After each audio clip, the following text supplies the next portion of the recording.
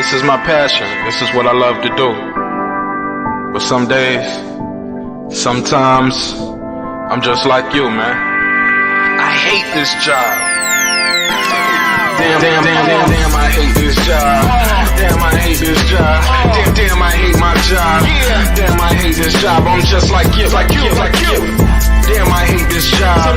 Man, I hate this job. Man, I hate my job. From a good dream I awake, sun rays on my face, planning out my day, hoping this ain't the one that I catch a case. I feel so good, I feel so straight. My manager keep calling me saying, hurry up, you late. Hurry up, you late. Y'all, man, I hate this job. Man, I hate this job. Been trying to play it cool, but it's hard to play it off. I've been hanging on to this bullshit, cause my car still ain't paid off. I know I'm on my way up, my boy just got laid off, so y'all, man, I hate this job. Man, I hate this job. These hoes is so ratchet, these hoes is so sneaky. Y'all don't even really pay enough for y'all to only pay bi-weekly. I'm trying to double up my cash, take this job, shove it up your ass. Yo, man, I hate this job. Sometimes I wanna say, walk in and slap my boss. This shit is getting hard. Damn, I hate this job. Gotta make it out of this struggle, bruh. And I don't really mean to take it out on you. You just a customer, but damn, I hate this job.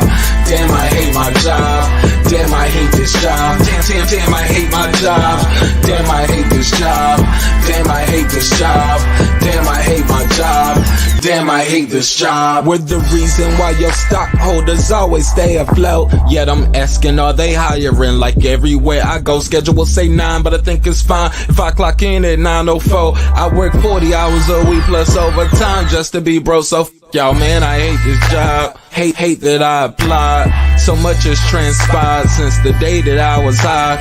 Told me I could advance, but you were telling me lies. Gotta give your notice before I quit, but you don't say shit right before I'm fired. Damn, man, I hate this job. Sometimes I wanna say, walk in and slap my boss. This shit is getting hard. Damn, I hate this job. Gotta make it out of this struggle, bruh. And I don't really mean to take it out on you. You just a customer, but damn, I hate this job. Damn, I hate my job. Damn, I hate this job. Damn, I hate my job. Damn, I hate this job. Damn, I hate this job. Damn, I hate my job. Damn, I hate this job. You and your procedures, you and your protocol, you and your policies, none of that shit don't apply to me. You and your quotas, you and your standards, you and your 2 sick days a year. Y'all niggas bananas. Wonder why the postman's posted with hammers, going postal with Popo on camera. His wage got him enraged, stressed out, it's hard to maintain. He flips the middle, grabs his. He said, if you don't get the picture, I quit, you ain't shit, mother. Man, I hate this job. Sometimes I wanna say, walk in and slap my boss. This shit is getting hard. Damn, I hate this job. Gotta make it out of this struggle, bruh. And I don't really mean to take it out on you. You just a customer, but damn, I hate this job. Damn, I hate my job. Damn, I hate this job. Damn, I hate my job. Damn, I hate this job. Damn, I hate this job. Damn, I hate my job. Damn, I hate this job. Look, man, I hate this job. I put my pants on one leg at a time, just like you. I'm out here trying to take care of my family. Damn, I hate this job. It's not always glamorous, for real, but I do what I gotta do for me and mine, you know? Damn, I hate this job. Damn, I hate my job. Damn, I hate this job. Damn, I hate my job. Damn, I hate this job. Damn, I hate this job. Damn, I hate my job. Damn, I hate this job. Damn, I hate this job. Damn, I hate this job. Damn, I hate my job. Damn, I hate this job. I'm just like you, nigga. Damn, I hate this job. Man, I hate this job. Man, I hate my job.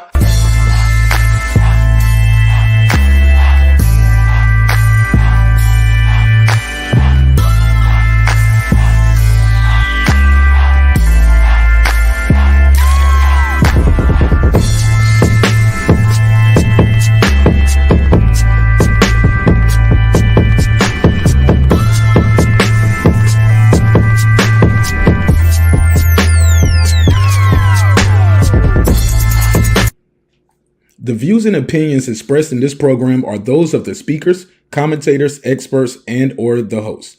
They do not explicitly nor necessarily reflect nor represent the channel's policy or the views held by the channel or broadcaster. The broadcaster or its channel cannot be held accountable for all or any views expressed during the program. Basically, if I didn't say it, don't come for me. You come for the person who said it. And please don't sue me for somebody else's words. With that said, let's start the show, motherfucker. This that squad sound.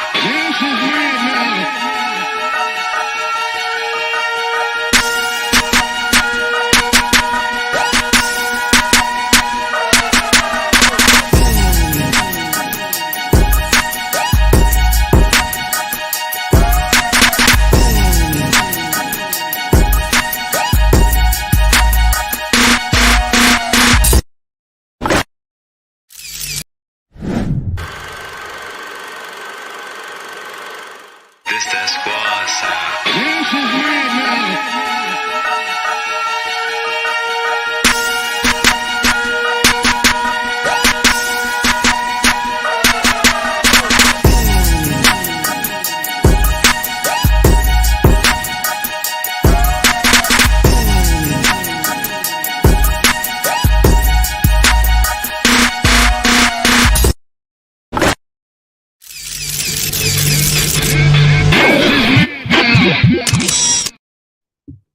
What up?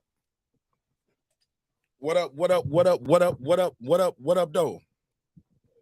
Let's see where we're gonna have it at.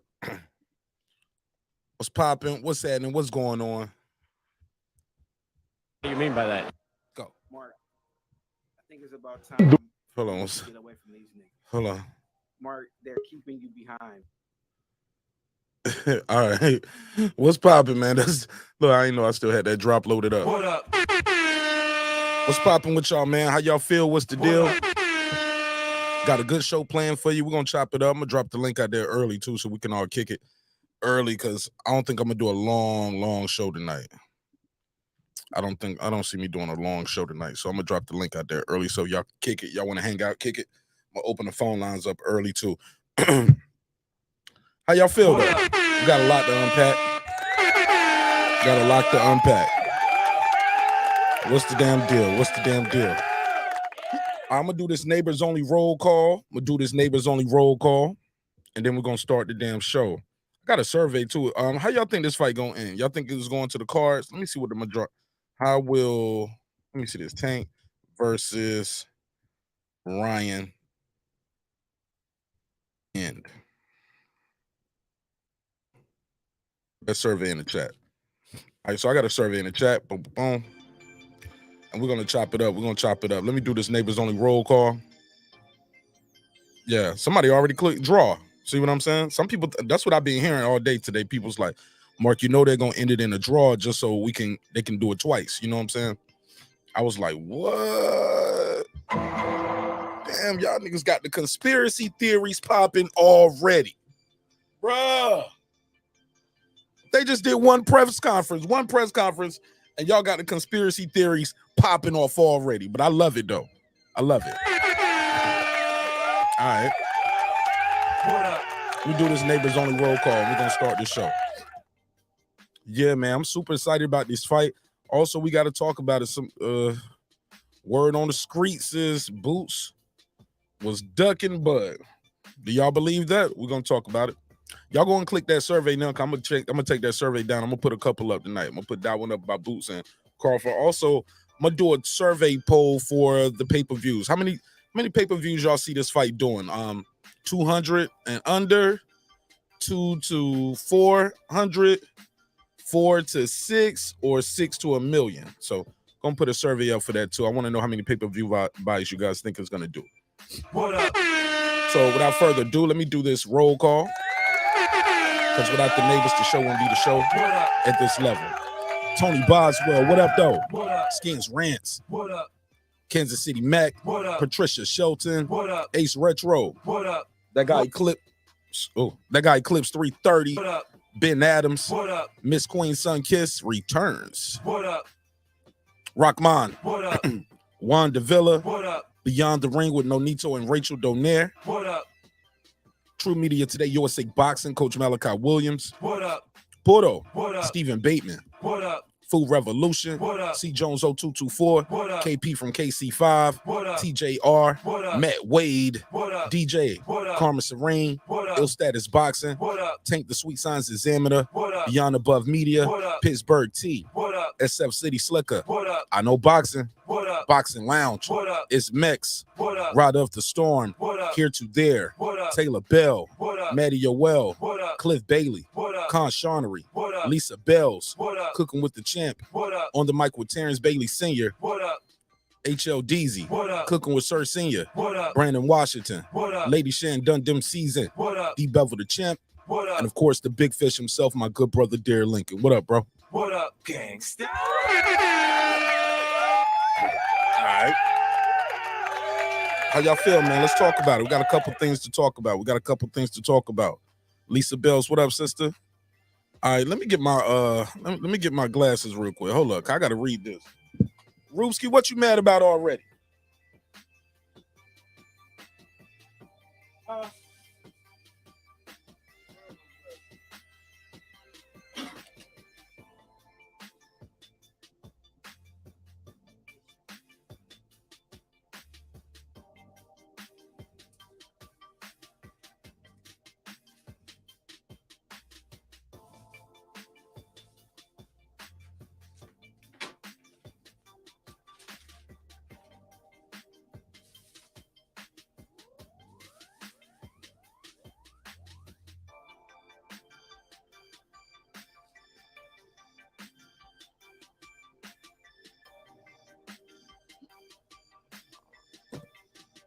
Damn. All right. Shit, I left him in the living room. I have to go out there and get him in a second. Damn, I left him in the living room. All right, let me see if I can blow the screen up something. All right, so what is Rubski in here talking about? Rubski's talking about Mark, keep the same energy. What we on? We just got here. Mark Summers, what up? Okay, you said you think it's gonna do 500K? 500K? All right, that's a good number. Let me see. What was Rubski talking about earlier? Okay, here we go. He said Devin Haney ducking Shakur Stevenson. Is he? I thought he got a fight with Loma already lined up. I thought we all knew he was fighting Loma next if he was to win both of those Cambosos fights. So I don't know how he's ducking Shakur. Shakur Stevenson coming for undisputed. Very much so. Very much so. I believe that as well. He said, y'all need to keep the same energy. Y'all had for Loma and Tio, y'all was saying they ducking Haney. I knew he was about to fight Loma. I knew Loma and Haney was about and Tio was about to fight because he got in the ring right after Tio got that belt. Remember Tio had that jersey on? So I don't know, bro. I don't know, Rubski, what you're talking about with that. That's a different group of people, not me. He also said, y'all saying Haney, he said Nell Haney is ducking Shakur and Mark not keeping the same. Bro, you trying to hold me to a standard that other people were saying, bro. Like, that wasn't me, dog. Definitely not me. Y'all pick and choose, and I'm not having it. I'm calling you out. All right, well, shit, let me make sure I got the phone line open. You can call in, and the link is out there too, Rubski. Let me see. Let me put the phone number on the screen. Got multiple ways for you to interact with the show. There you go. So you can call in, or you can join the panel and you can voice your opinion. Definitely not me. I already knew those fights was about to happen. Those fights that you're talking about, because those guys was jumping in the ring. They were top ring fights. Devin crossed the street. As soon as he crossed the street, got the fight he wanted. So it is what it is. Definitely think you got me mixed up with somebody else, but it's all love. Looking for LDBC members. What you looking for him to do? He said no fighter has ever put a catch weight and a rehydration clause on at the same time. Really? I didn't know that. I've heard of rehydration clauses. I've heard of catch weights. Yeah. I didn't think that was that. Damn, I didn't know that though. It's never been done in the history of boxing. Damn, I got to put a case on that. Hold up. Let me put a star beside that. I didn't know that. Yo, how y'all feel about that damn rehydration clause though? How do y'all feel about Tank Davis telling Ryan, yo, you gotta have these extra stipulations? It never heard of it. I mean, because Ryan Garcia is supposed to be this easy walk, right? He's such an easy lick. I mean, just fight him at the weight. Fight him at 35. Why not just fight him at the weight if he's such an easy lick, right? I would say so. Tank Davis knows what he's up against, though. I think he knows what he's up against. Let me see. He said that catch weight might work in Ryan's advantage. I don't know, Clips. Tell me how. I don't know how it's gonna work in his advantage. He's the taller, bigger guy. His last fight, I think he fought at a higher weight. Plus, he's already talking about, that rehydration is what it is, too. Like, even if you make the weight, you got to make the weight again pretty much within a certain pounds the next morning. That's when I think it start getting a little excessive. All right, this is me talking to everybody right here. Let me see what I'm trying to get caught up real quick. But what y'all think about Boot? Is Boots ducking Crawford? Did y'all hear that?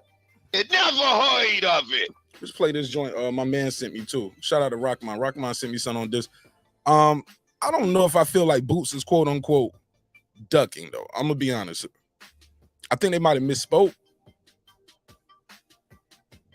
I think he might have very well misspoke or spoke too soon, or either his dad was speaking out of turn. It was a time I was listening to his dad do an interview, and he said we didn't know we had to petition the IBF to be the mandatory. I thought it was gonna be automatic. Which means somebody it's a disconnect with what's going on with the sanctioning bodies and what's going on between management and the camp, where they don't know that stuff. Rupski, you got it as a draw.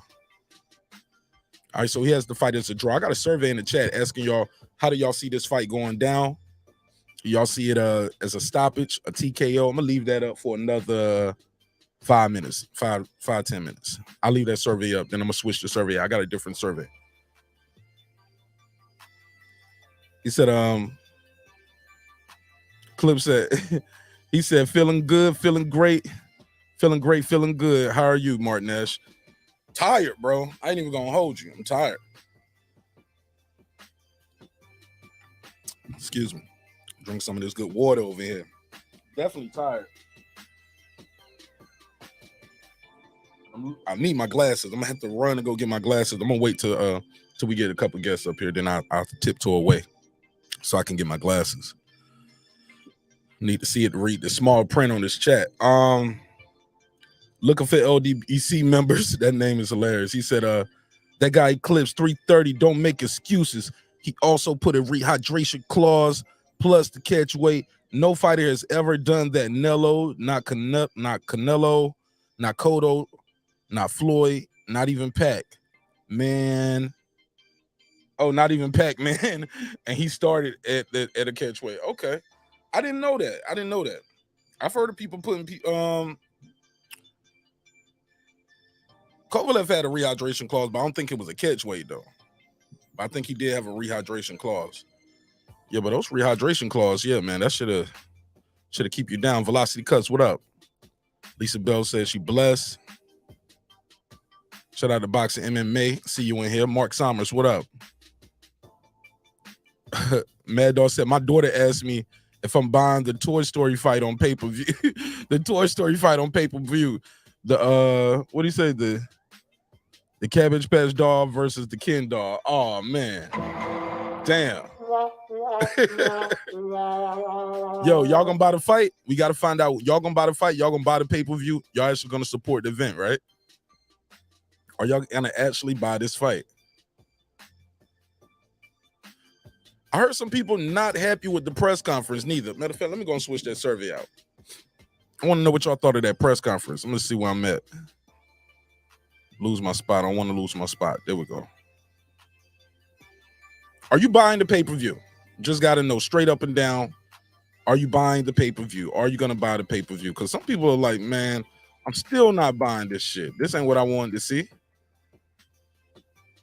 So like, this will just be a quick yes or no. Are you buying the pay-per-view? You buying? Hey, did they even say how much this pay-per-view is going to cost yet? $74.99. Somebody said it's $74.99. Yeah, $74.99. That's about right. That's what it need to be. I ain't trying to hear no $89.99 or no $99. They better not try no UFC John Jones 125. What? It's too much. It's too much. Are you buying the pay-per-view? Yes or no? Let's see what they got right there. Let's see what y'all say to that survey. So, are you buying the pay-per-view? Cool. All right, so we got another survey in the chat. We got a survey in the chat. Want to know, are you buying the pay-per-view? Shout out to Reg. What up, bro? What was that? Boom. Clips, tell me how the catch weight gonna work to Ryan's favor. I gotta hear that.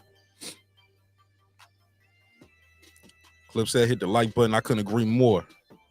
All right, so let me get back to it. So some people are saying Boots is ducking Crawford. Do y'all believe that? I think this stems from his father. Saying basically we'll fight him. Then it's a clip going out there where he said, hey, he was contacted by the BOK Prime people. Blue said that was him talking. Shout out Blue Blood Sports. He said that was me. Said I was the one who called him. He said I connected him with the people, and that's it, right? Then it's a clip going around of his dad saying, "Man, I was trying to be loyal to Showtime." Now, some people that had a problem with that. They was like, "How you being loyal to Showtime? Are they going to be loyal to you? Something happened to your son tomorrow, God forbid. Is that network going to be loyal to you?" Most of us already know the answer to that. The network is not going to be loyal to the fighter and say, "Well, yeah, man, you was with us, man, so we just going to be loyal to you and pay for your medical for the rest of your, as long as you need it." People are not going to do that. So, somebody said trilogy.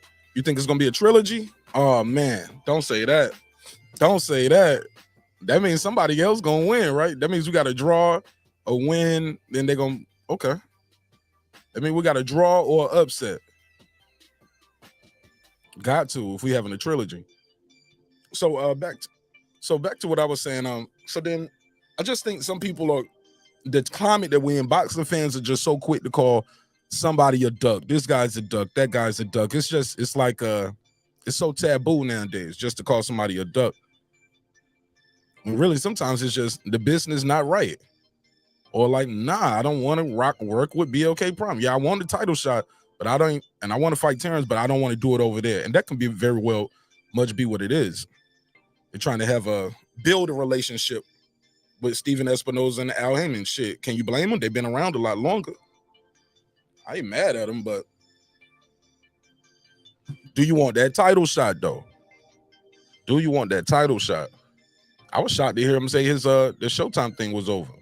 I thought it was in a deal with Showtime. Then it was a point where he said, "We ain't never signed nothing." I was like, "What? Never?" Okay. Interesting. We'll talk about it though.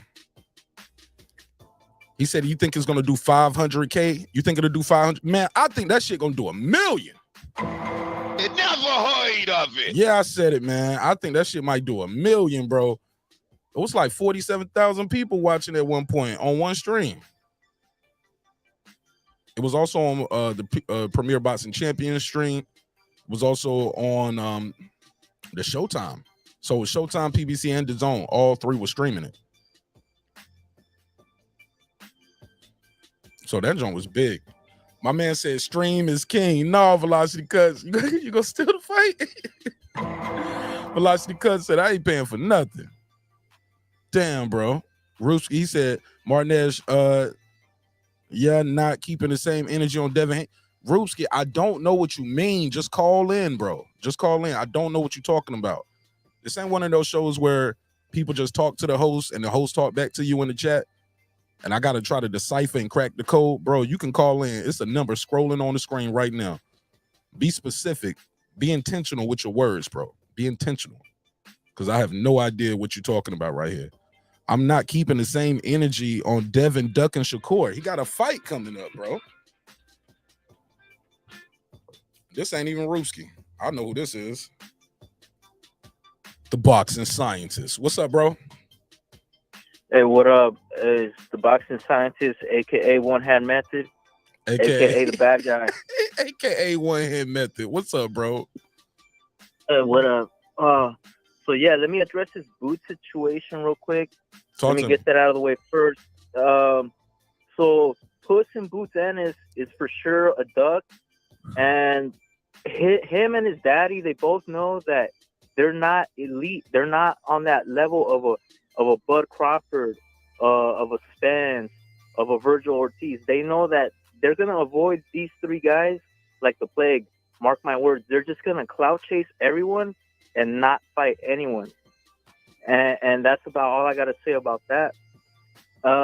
And Ryan Garcia and Tank Davis, man. So the press conference, it was very telling. It was very telling, because Ryan showed up. He seems eager. Showed up on time. Like he can't wait. You know what I mean? And Davis is like dragging his feet. Like he seems like he's just forced into this situation, man. Like who? He was Who even forced? wearing. You said who It just forced? seems like he was. It just seems like Tank was backed into a corner. You know what I mean?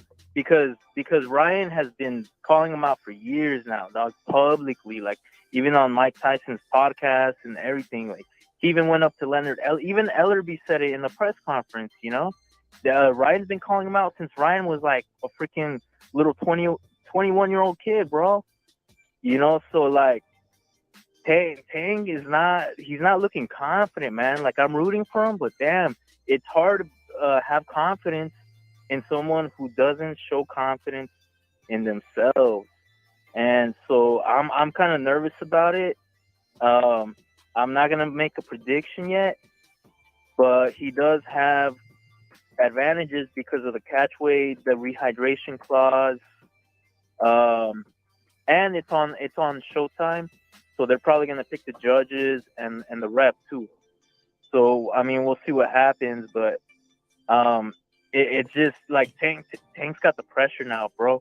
He has to execute. He has to win spectacularly, like by knockout, man. Otherwise, even if it's a draw, it's gonna be like a L for Tank at this point, man. He has to win. Tank is the favorite, though, right? You would agree, Tank is the favorite. Yeah, Vegas odds. Yeah, Vegas odds. Yeah, say that he's the favorite, but I'm thinking the closer we get to fight night, the odds are gonna they're gonna change a little. Not completely, but it won't be as lopsided. You know what I mean? You think he's the favorite amongst the fans as well, and the professionals? Professionals, honestly, I've heard some people say when it comes to like the pros, I've heard both sides. Like some people favor Ryan, some people favor Tank, but with the fans, the hardcore boxing fans, I think we're more for Tank. We're rooting for Tank, but Ryan has more fans overall, I think, because of social media. So it's hard to really say, man. Yeah, it's hard to say because Ryan does have a lot of casual fans, and you can't deny that. And they're even pushing this fight on TikTok and everything. So yeah, the Vegas odds they could change to where it's almost 50-50. How many pay-per-views you think this joint gonna sell? At least 700K, man. Woo! At least, yeah. Sounds like, oh shit, you thinking like me then. You thinking like this joint gonna sell, like it might do 1 million. Possibly. Between 700 to 1 million. Yeah. I would not be surprised one bit. Okay. And it's gonna be a good fight, man. It's not gonna be like I've heard Tank fans, and I'm a Tank fan, man, but I'm realistic. Like I've heard them say like, oh my God, he's worse than Mario Barrios. If he did that to Mario Barrios, imagine what he's gonna do to Ryan and blah blah. Nah, man, nah. Like he ain't no Mario Barrios, bro. Just because he's like a pretty boy or whatever, like don't let that shit fool you. This guy's got some crazy left hooks to the body and upstairs, and the hand speed too. The hand speed, bro. Like, people underestimate hand speed, yo. It is fucking hard to deal with, and all these people saying, "Oh, but you know, timing kills speed." Yes, yes, but you know that is a lot easier said than done. You know how hard it is to freaking time someone who's faster than you, bro? Like, their reaction time's faster than yours, and you have to like anticipate it. Like, that shit is not easy, bro. But and fucking people make it, you know. You got to use that speed right, though. Some guys, they nullify their own speed by throwing everything with the same, you know, throwing everything hard, throwing everything with the same speed. Some guys don't change the rhythm and the speed up on their punches, which makes them very easy to time after a while because they throwing everything with maximum power. Yeah, I mean, if you don't use feints, if you just have one or two punches in your arsenal, yeah, you could get timed easier. That's true. But I don't know. I just think Ryan has a great trainer, and he seems hungrier. You know, Tank said whoever's gonna win this, the person who's gonna win is whoever's hungrier, and I agree with him. But I think Ryan's hungrier right now, bro, and it just seems like because Tank already thinks he's the face of boxing. He said that today in the press conference. You know, they asked him, do you think that whoever wins this will be the face of boxing? And his answer was, I already think I am already the face of boxing. Like, he's being complacent. He thinks he's already there when he's not, you know? He has to work. He has to show me that he's hungry, bro, or I'm not going to put money on him, bro. I'm not confident. I'm not confident in putting money on Tank right now for all those reasons. Some would call that being confident. When he says, I'm already the face of boxing, some would call that confidence. It's confidence, but it's delusional confidence, man. Come on. Canelo's the face of boxing, bro. Why is it delusional, bro? Canelo's clearly the face of boxing, dog. Like, I mean, I feel like he's buying into his own hype a little too much, bro. Like, I'm a Tank fan. I love the way he fights. Hey, look, if you don't buy into your own hype, how can you sell it to other people? Right. No, I get that. And I hope that he's just saying it for that, just to sell the fight more. But if he really believes that, if he really believes he's the face of boxing, he's delusional. He's not. Like, he has the potential to be. Sure, if he beats Ryan, he might be. I don't know. Like, we'll see how much Canelo's pay-per-view does in Mexico. And but right now, no, there's no way. Like, Canelo, come on, he has way more money, way more fans. It's not even close. So I hope he's just saying that to hype up the fight, to sell it, like you said. But if he truly believes that, then that's a bad sign right there, because life has a funny way of humbling people when their heads get too big, and they think they're better than they really are. Life has a funny way of just humbling people. And this could be that point in his career where he might get humbled. If he is not hungry, if he is not taking this as seriously as he should, he's going to get humbled, bro. And that's what I'm afraid of. Okay. Well, I appreciate you, man. You got anything else you want to add before I let you go? Yeah. No, man. Thanks. And I'll be listening and in the chat. Yes, sir. You're more than welcome to call back anytime. All right. Thanks for having me. Yes, sir. All right. Shout out to the boxing scientists. All right. Hold on. Let me see. I had a couple super chats in here I missed. Let me do this real quick. Todd said, somebody said, where your Calvin from Paid in Full glasses at? Yo, I can't find. I don't know where the super chat is. This don't got lost somewhere in here. And Matty Yoel, okay, it's all the way at the bottom. And Matty Yoel said, hi, bro. Oh, okay.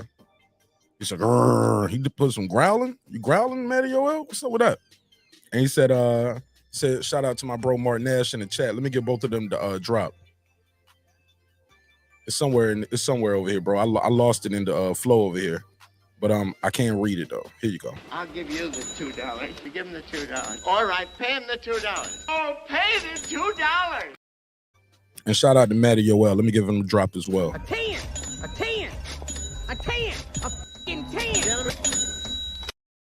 10. Boston scientist, the Boston scholar said, "You don't believe that? You need we need a Google check. Google check on what? I'm lost. Is that about the catch weight? Somebody in the chat said it's never been done in the history of boxing where you put a catch weight and a rehydration clause on that. I never heard of it. I didn't know that. So that's new news for me if it's true. It never heard of it. Logic, what up? Pounds, what up? Man, I lost my spot in the chat, man. Damn. Full Revolution. She said, Martinez, they were watching it for free. It doesn't matter. It doesn't transfer. What doesn't transfer? FREEE. What doesn't transfer? Damn, I'm lost. I'm lost, man. I don't even know what we're talking about in the chat. And I lost my spot. There we go. Shout out to Matty Yoel. There we go. So I was before all of this. He said, okay, DJ said tanking 8 or 9. Okay, let me put this survey in the chat real quick. I'm gonna put a new survey in the chat. Y'all smash the like button because the survey going up and the views going up, but we ain't getting the likes. Let me put a survey in the chat. Damn, 52% of y'all said y'all not buying this. Damn. 52% of the audience right now said they're not gonna buy the pay-per-view. What? It never heard of it. What? I thought we had some hardcore boxing fans in here. Let me put the phone number back on the screen so somebody can call in. What? Y'all not gonna buy the pay-per-view? Y'all don't love Snoop Dogg and I'm sorry, wrong show. Y'all don't love Tank Davis and Ryan Garcia? Y'all not gonna buy the pay-per-view? What? It never heard of it. Come on, fam. I'm shocked. Clip said, Martin Nash, welcome to the old head club. You need your glasses and you need a nap. Laugh out loud soon. You're going to be lactose intolerant. Shit. Don't put that on me, man. Love me some ice cream. Don't do that to me. Damn. All right. The Boston Scholar. Shout out to Miss Queen Sunkiss. What up, sis? How you feel? All right, there we go. I got my spot. He said, Tank wanted to slap Ryan with that green purse. What was up with that, man? What was up with the merce? Ain't it called a merce, like a man purse? Ugh. It never heard of it. Yeah, I need to get my glasses though, man. Okay, Food Revolution, you gonna buy the fight? Okay. Shout out Food Revolution. Y'all know how we gonna do on the member side of the game. Shit, I'm gonna buy it and put it right there on members only. First, you're gonna be watching that joint right on members only. Throwing a watch party. So go and set your clock, set your date for it. It's happening April 22nd. Oh, what did y'all think of Bernard Hopkins, yo? Bernard Hopkins was talking about this fight right here is gonna open the doors to other fights. He said, I'm about to be boxing's biggest instigator. What did y'all think of that? What did y'all think he meant by that? Interesting. Interesting to say the least. All right, damn, man. We almost caught up on this chat. Oh, Ride of the Storm, you want to go? Are you going? You going to the fight? I can't go, bro. I can't go. I got something I got to do in May. I think I'm going to Jamaica in May. Might be going to Jamaica in May for my wife's birthday, so might not be able to do that. Oh, he said hell no. Damn, a lot of y'all saying they ain't gonna buy it. Okay. Yeah, what was up with Leonard Ellaby, right? Lisa, what was up with Ellaby? Ellaby went away, came back, didn't even recognize Leonard Ellaby, man. Look at him. What was he there for? Thought Tank was his own boss name, his own man. Hey, look, that's very telling. Biggest fight of his career. Who's still in his corner? Yep. Mayweather Promotion, still in his corner, still rocking with him. Calvin Ford said a quote. He said, got Ryan, Golden Boy Promotion, and GTD, aka better known as Mayweather's. Quote, end quote. GTD is better known as Mayweather Promotions. I didn't know that. You never heard of it. That was new news for me tonight. I thought GTD was Gervonta Tank Davis Promotions. I didn't know it had nothing to do with Mayweather Promotions. But Floyd did tell us. Floyd has told us, look, even if you with Al Heyman afterwards, man, you still with me. It ain't no separation. Me and Al Heyman, we are one. I was like, damn, that's what I told my wife at the altar. When we got married, I had to tell her we won. We are one. He said, man, the tickets prices on this fight is outrageous. Let's see him. Yeah, this was some of the this what it was looking like right here. There you go. Let me take that off the screen for DJ for 1 second.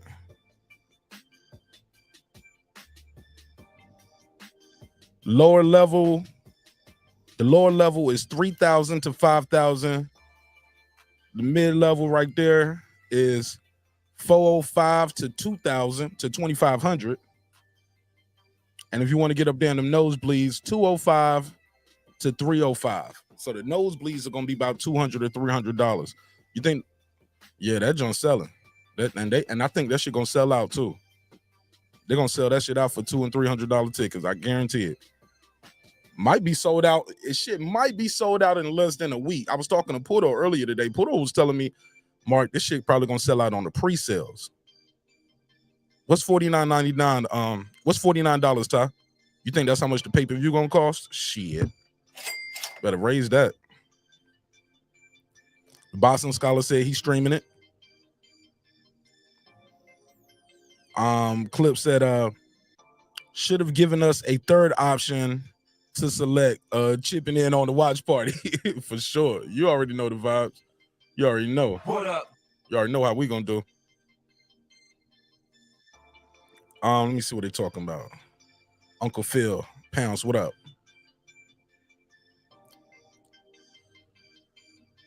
Maddie OL in the chat. What up, bro? Pan that for later, too. Pan that one. Boom. Fool, what it do? She said, Tank's whole outfit was atrocious. Yo, he looking like Lil Wayne up there. I thought he was, doing his Lil Wayne shit. I think he's embracing being the bad guy as well. I think Tank is really leaning into the character. Well, shit, maybe it ain't no character. Maybe that's who he really is. I know some people said they didn't like the press conference today. They was like, man, it was lackluster.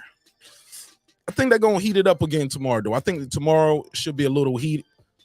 I think today there's a little nervous energy there. Guys was late, but I definitely see them turning this thing all the way up tomorrow. And hopefully it's on time. Does anybody know what time the joint's supposed to start tomorrow? What time is it supposed to start tomorrow? Let me see. Anybody know? Anybody know what time that press conference started tomorrow? Damn, I'm way behind on the chats. Damn, I got to get caught up. I'm going to skip over some of the shout outs, yo. And I'll just read those. And the link and the phone number is out there if y'all want to chop it up with me. Like I said, I don't think I'm going to be here a real long time tonight because, shit, man, we got to do this whole thing again tomorrow. We got to do a media reaction tomorrow as soon as it's over because I know this shit going to get a little wild tomorrow, man. I already know. They're going to turn up tomorrow. Let me see what they're saying on Twitter. Let me see what Ryan is saying up there. Shout out to Lisa Bells. Thanks for sharing the show. Appreciate you, Lisa. What up? As soon as I went to Twitter, first thing I seen was Lisa Bell shared the show. Thank you. Let me see. I'm going to come right back to the comments. I'm going to go over here to Ryan Garcia. Let me see what he's saying on Twitter. They be talking a lot on Twitter.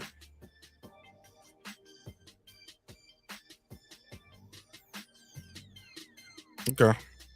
Anything?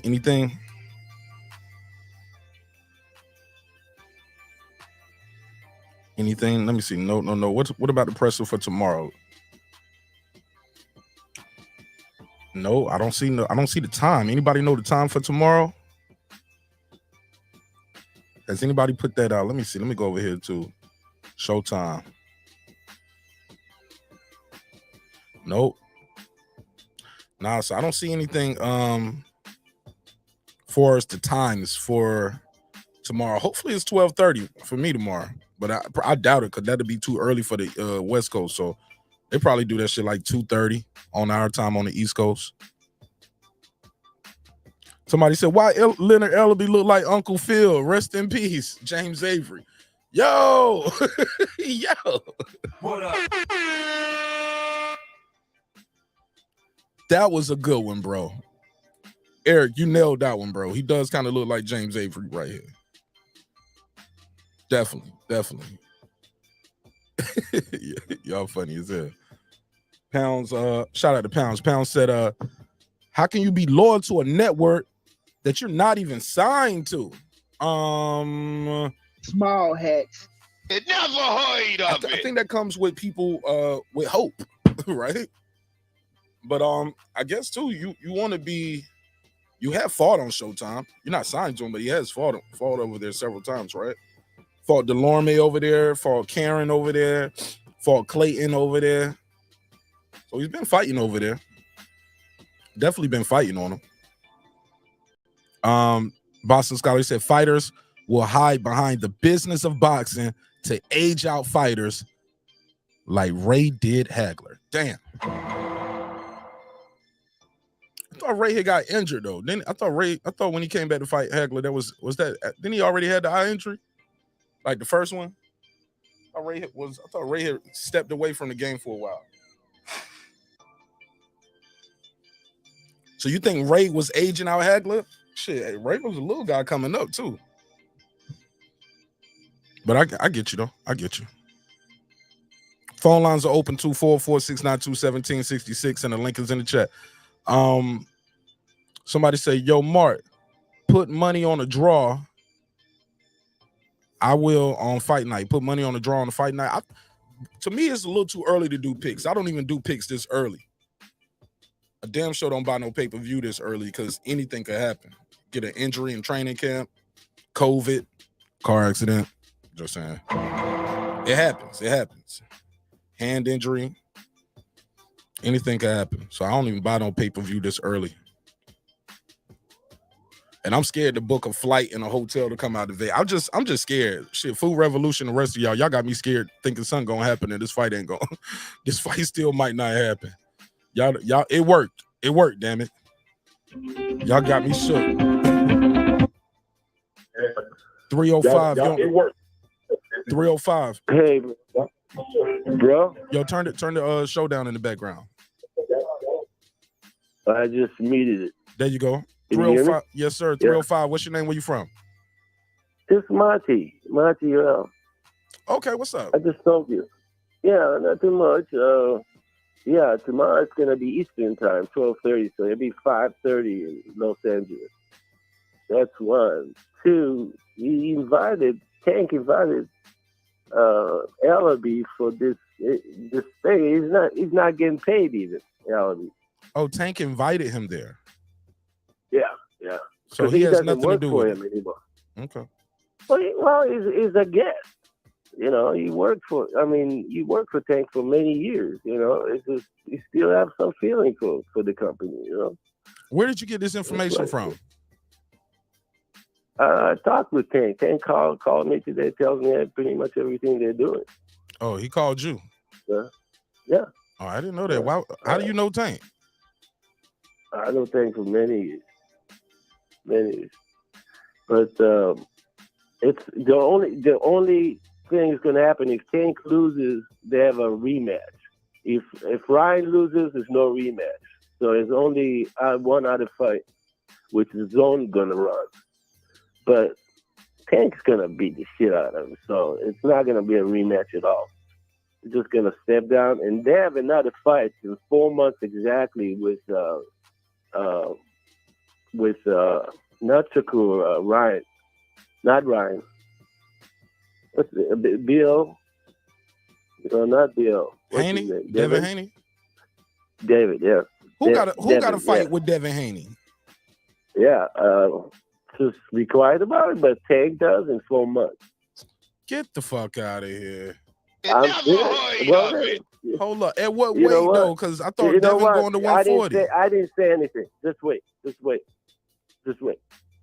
for it, and when it comes, you will know.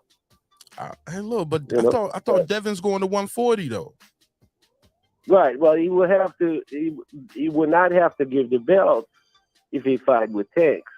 So he's gonna stay on his weight, fight Tank.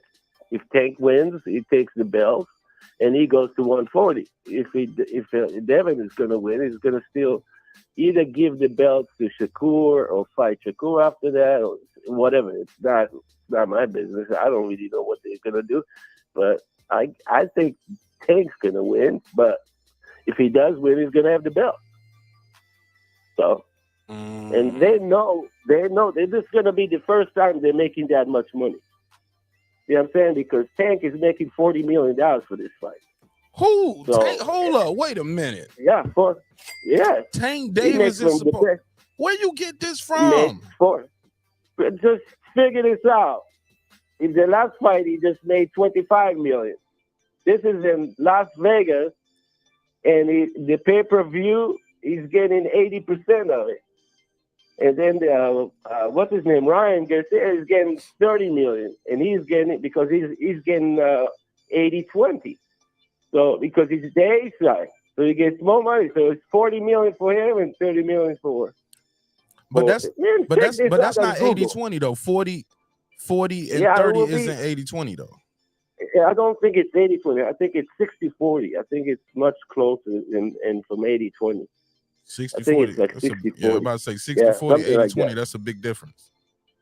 Yeah, it's a big difference. But he's getting about 40.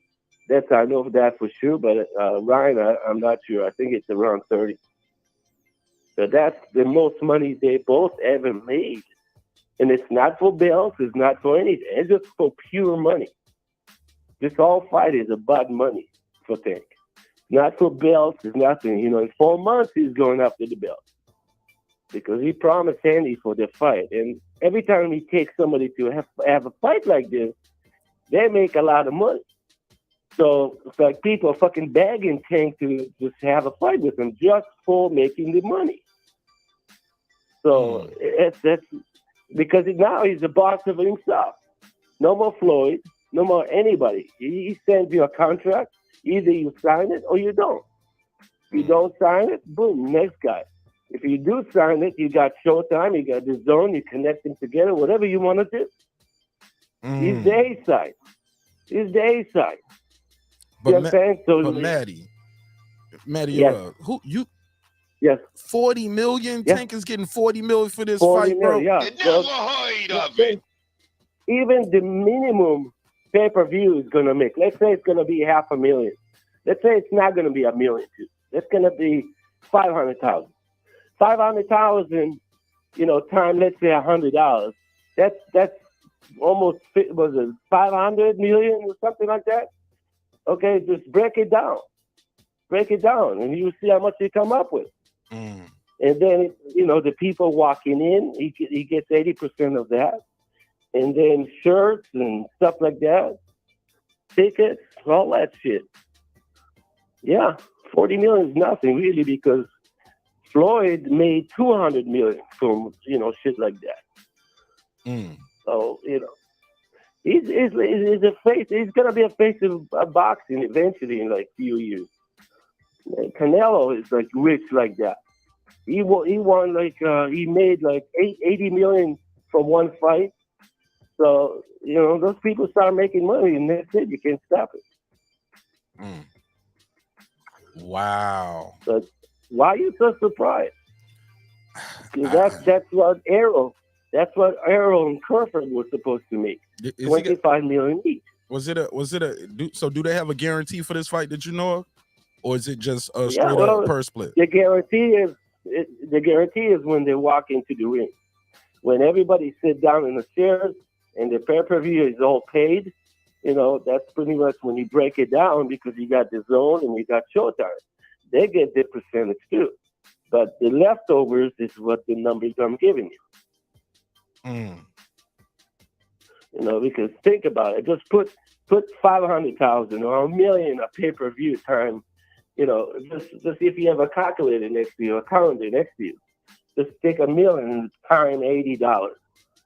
I mean, it's an enormous amount of money, bro. It's not funny. 40 million is nothing because the rest Showtime gets and they don't. You know, it's a lot of money. And then the people that actually walks in with tickets, buying those tickets, it's 20,000 people in that arena. So the rest of the world, they're gonna buy pay-per-view. And the Showtime, the pay-per-view, they sending it. They have something in that pay-per-view where people cannot actually steal it. It will stop the thing for a few minutes, and it will not work till you actually take that out. Because they build it that way. This year, the beginning of this year in January, they changed those things they put on TV when you want to steal, like, you know, you want to steal the pay-per-view. You can't do that anymore.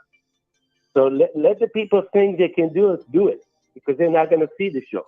Oh, word. So hold on. So the people who normally would steal the fight, you said Showtime did something. What did they do so you can't steal the fight now? It's Amazon did that.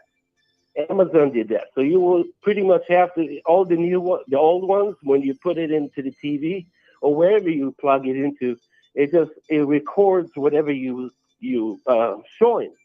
So that you have to go to Amazon or wherever you go buy it from. It has a little computer inside where it will stop when you try to share your screen, when you try to share it. It just stops. I don't know. I don't work in Amazon, but the new ones, you cannot actually steal the pay-per-view anymore. Did you hear how much some people? I'm sorry. Go ahead.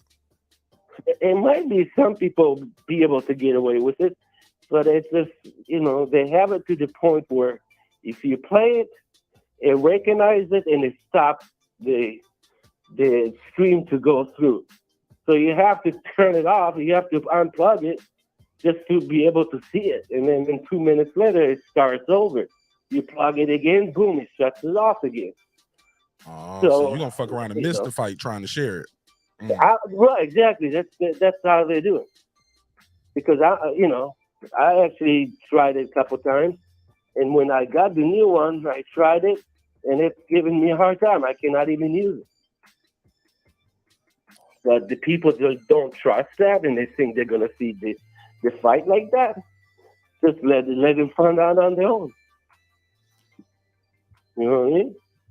How many pay-per-view buys you think it's gonna do? Just one. What do you mean? No, how many sales? No, I'm saying. Altogether. Well, they were saying 1 million too, and as much as ever was done is 2 million. So if they're gonna overdo the most that was ever done, if they're doing 2,100,000, it will break all the records. But I don't think it will make that. I don't think it will make 1 million. I think it will make maybe 700, 800. That's it. Maybe more. I don't know. I'm not God. I don't know. No, nobody knows. No, we won't know until after. Do you think they're gonna release? You think they're gonna release the numbers? Absolutely. The next day, Showtime releases 48 hours after the fight. So I would know because Tank tells me. So I would know for the next day. I would know. And tell us how'd you meet Tank Davis? How did y'all get cool? I met him when he was a little bit younger. You know, it's like I'm 50-something. So I met him when he was a little younger. You know, when he was still with Floyd. I stopped in Vegas and I saw him practicing. And I met him there. You know, at the time I met him, he didn't know anybody. He didn't have friends. It was just boxing, and that's it. He didn't have, his family was not there, nobody. So the truth, I kind of felt sorry. So, you know, so every time he came practice for a fight, he used to come to Florida, and I live in Florida. So he used to stop at my place, and he used to like to, you know, sleep here and with my kids. He used to play with my kids. And that's about it. Nothing major. He's not like my best friend or anything. What, you got a gym He's out there or younger. something? Like it's a lot of people in Florida. I live on the beach. I live on the beach in Miami. So, yeah, it's kind of on the top floor. So it's a nice setup, you know. If it was a daytime, I will open the phone and talk to you and show you where I live. Go to balcony or something. Oh man, so you right so there on the they beach call on me one of the tomorrow, top see you floor later. joints. Okay, look at you. I have the beach down below. Yes, I have the beach here. Shit, You can see my boat down there. Oh hell yeah! Yeah. Damn, shout out to Matty Yoel out there doing big things. Man, I fucking worked all my life. I worked all my life, bro. I busted my ass all my life. What do you think? Hell yeah! All right, That's so right. you got Tank Davis winning. Oh shit, yeah. He's gonna stamp on it, man. Ryan Garcia never did anything like that. He never fought like this. He never got beat up with hands like Tank. Tank been in fights like this before. You know, remember in January the 7th? Did you see him fighting, was it Hector Garcia? I mean, did you see that fight? I mean, that was a massive fight. Ryan cannot stand that. He takes a couple of those to the head, he's going to fall down. He's going to flatten him. So this going to be, what round you got Tank stopping him, Matty? Bro, you know, the thing is, I think I'm a little too excited about it, so I'm saying really, really quick. But even if usually he waits about 3 rounds, 4 rounds, and then on the 5th or 6th rounds, he knocks the people out. So that's average time for him. So I would say from 6 to 8, but I don't think Tank will let him stay that long because he's a very boring fighter. Ryan is his legs cannot move backwards, and he shoots the hands really fast towards you. And Tank will recognize it, and he moves around, and he will come from your side, and he will just knock him out. You know, he hits so hard, bro. He practiced with you know, people like maybe twice the size of him, you know, and he knocks him out. He has a lot of power in the left hand. Hey, have you heard anything about who's going to be on the undercard? Tank told you anything about that? No, they're working on it. So it's going to be one for the zone, one for showtime, one for the zone, one for showtime. So 4 fights before the main event. So 8 fighters, but they're splitting it between them. Showtime and the zone's going to split it. But, you know, and Oscar already said who is going to put there. He said as a young fighter he just got, like maybe a couple months ago, he's going to put him.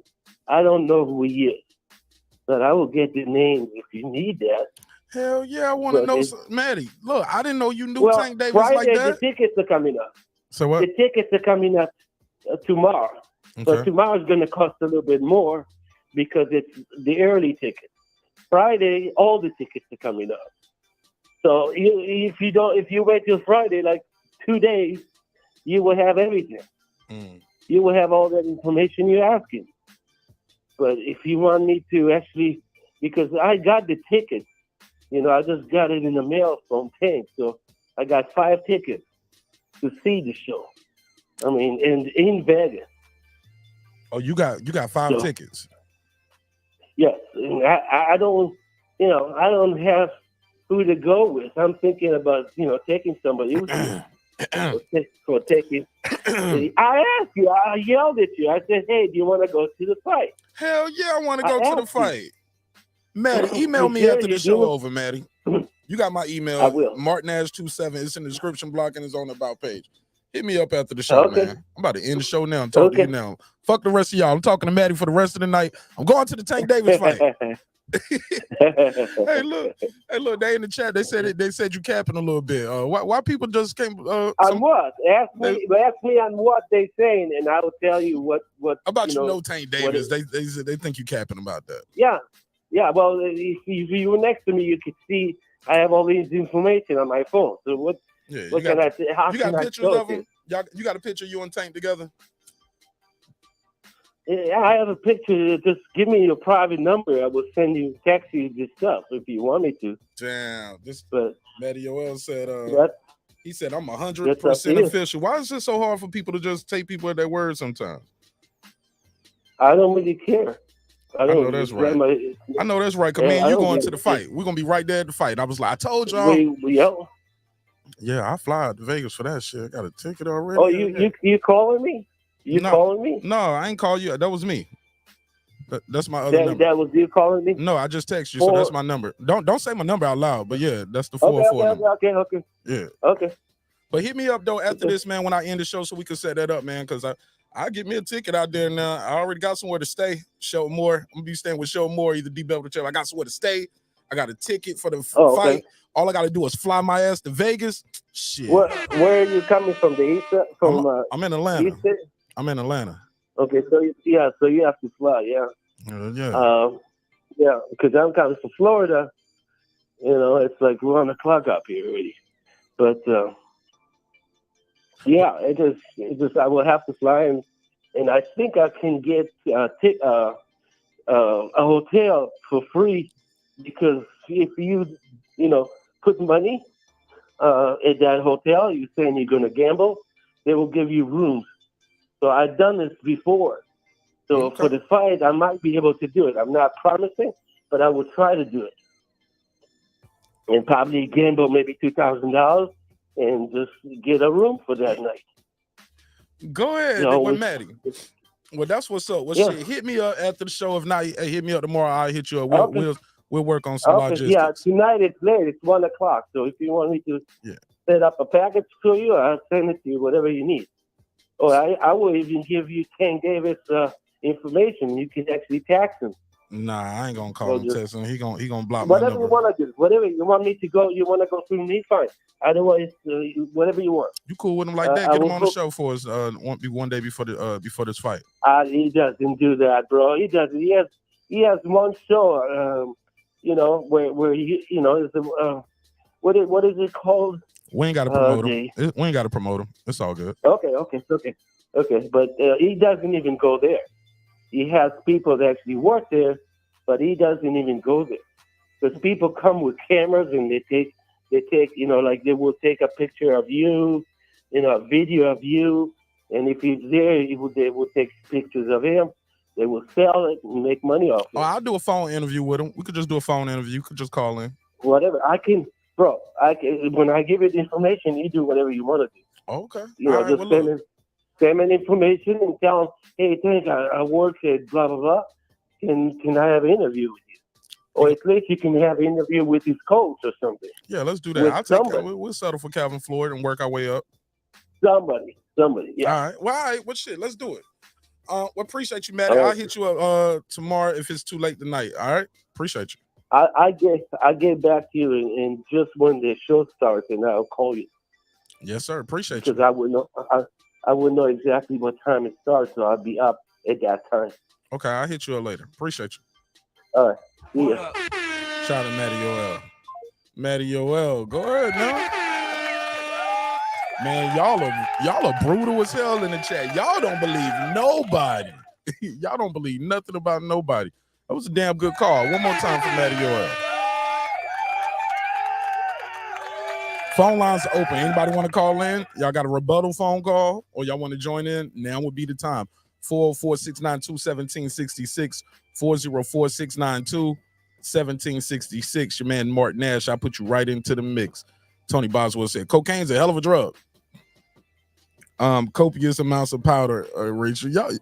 Y'all better stop. She said, bro, Tank's last fight, my friend in Florida stream. Oh, no, maybe he said it's something new that they're doing now. I think he said it's something new they're doing right now, but who knows? New York, this is 646. You in the mix. What's your name? Where you from? What's up, man? It's Unbiased. What's going on, good brother? What's up, bro? What's popping with you? Yo, I hope he ain't capping, bro. I hope you get that. I hope you get that. I ain't gonna say he capping. He just sounded a little strangish, but I hope he's for real, and you get a chance to go to the fight, bro. That'd be fire. That'd be dope. That'd be dope. That'd be real dope. Hey, look, you know, let my ass fly all the way to Vegas, sitting there waiting outside the venue, sitting there like this, rolling my thumbs. Any minute now, he's gonna show up, give me a ticket. Man, I'm gonna have to get my ticket in. You're gonna have to send me that ticket before I fly. You book that flight, huh? Gotta get hell yeah, you know it's digital age, baby. You gotta send you the digital ticket. Don't even play that game, bro. Yeah. You ain't gonna set me up for the OP motherfucking dope. All right. Now that'll be dope though. Now, man. what did you? I joined in a little late. So, what did you think of that press conference, bro? What did you think of it? This is my second time talking about it. So, what did you think? It was boring as shit. Damn. It was boring. It was boring. I mean, it was boring. I mean, it's cool. They did what they came to do, but you know, it was no fireworks. It wasn't anything that told me anything that I already know. Tank is confident. Ryan is challenging himself, but Ryan knows he's about to get into deep waters with a shark. Ryan knows it's about to be real. Ryan's going to do his best. I think Ryan's going to do everything he can to be as ready as he possibly can be. I think he's going to do a good job for the first half of the fight. But then his technical deficiencies is going to show, and he's going to end up going to sleep experts when it's all said and done. It's all good, though. You challenging yourself. Respect to you, bro.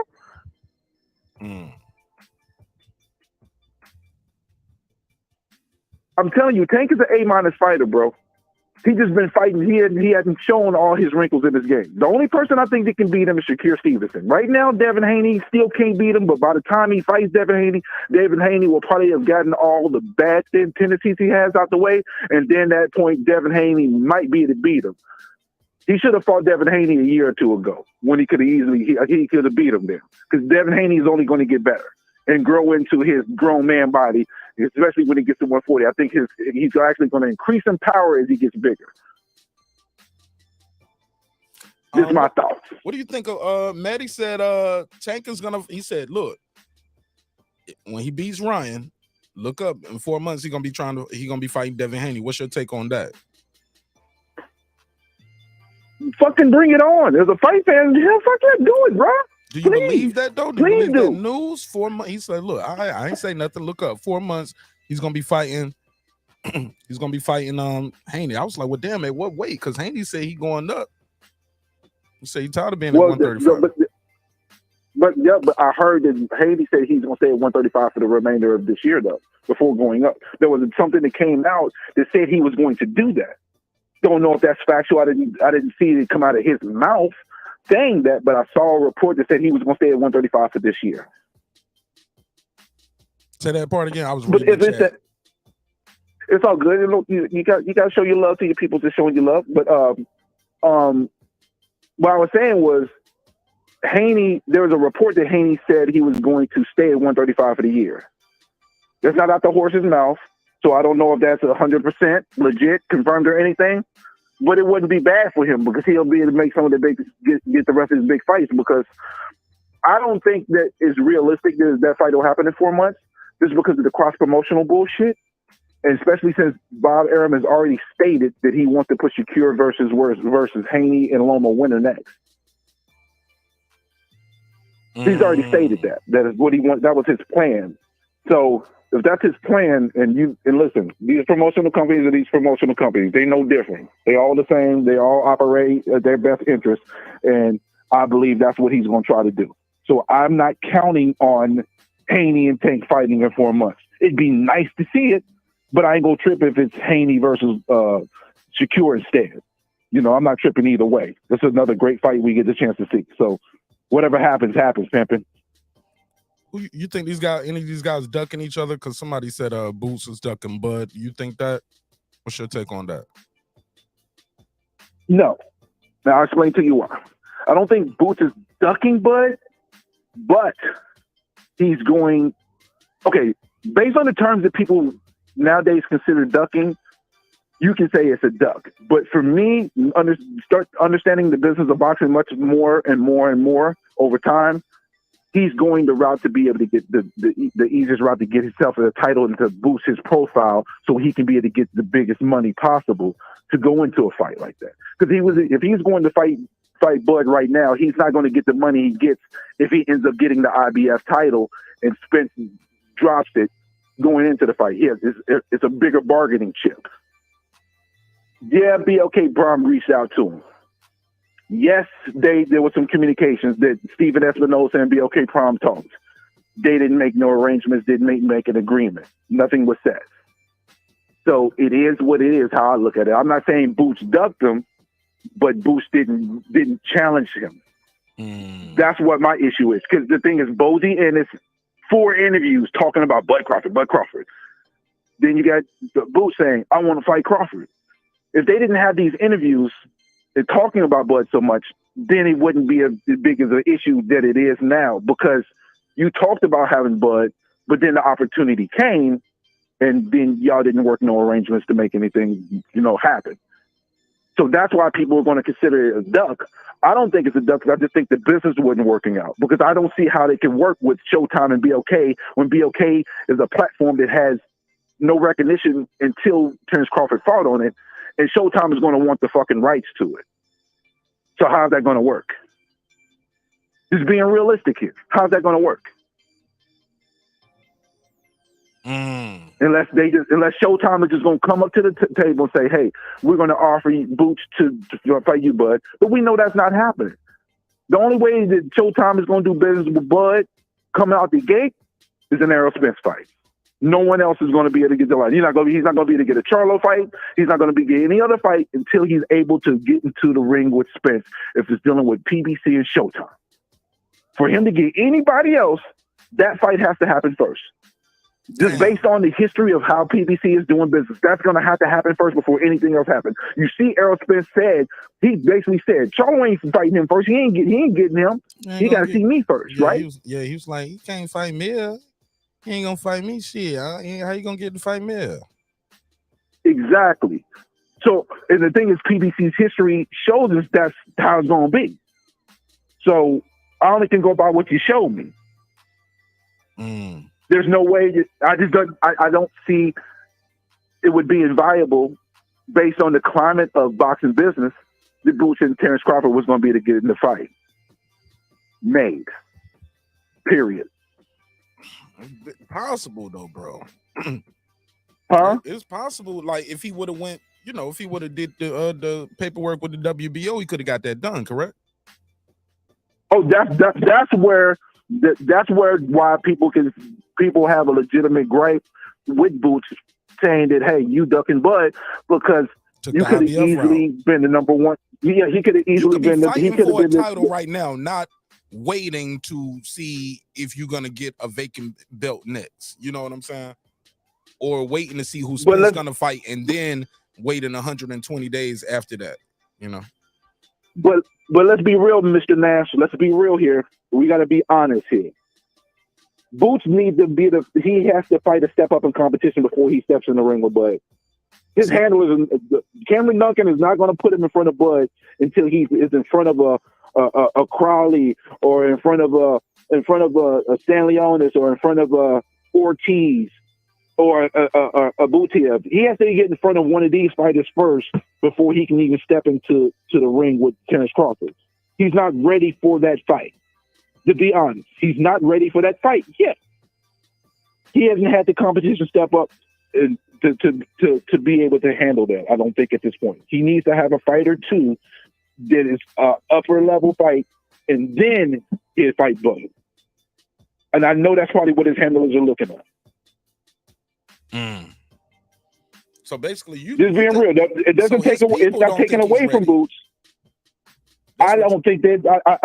Based on the movements, I don't think so. I think they think he needs to get a fight or two of a higher level opponent before he can step in with one of the two best in that weight class.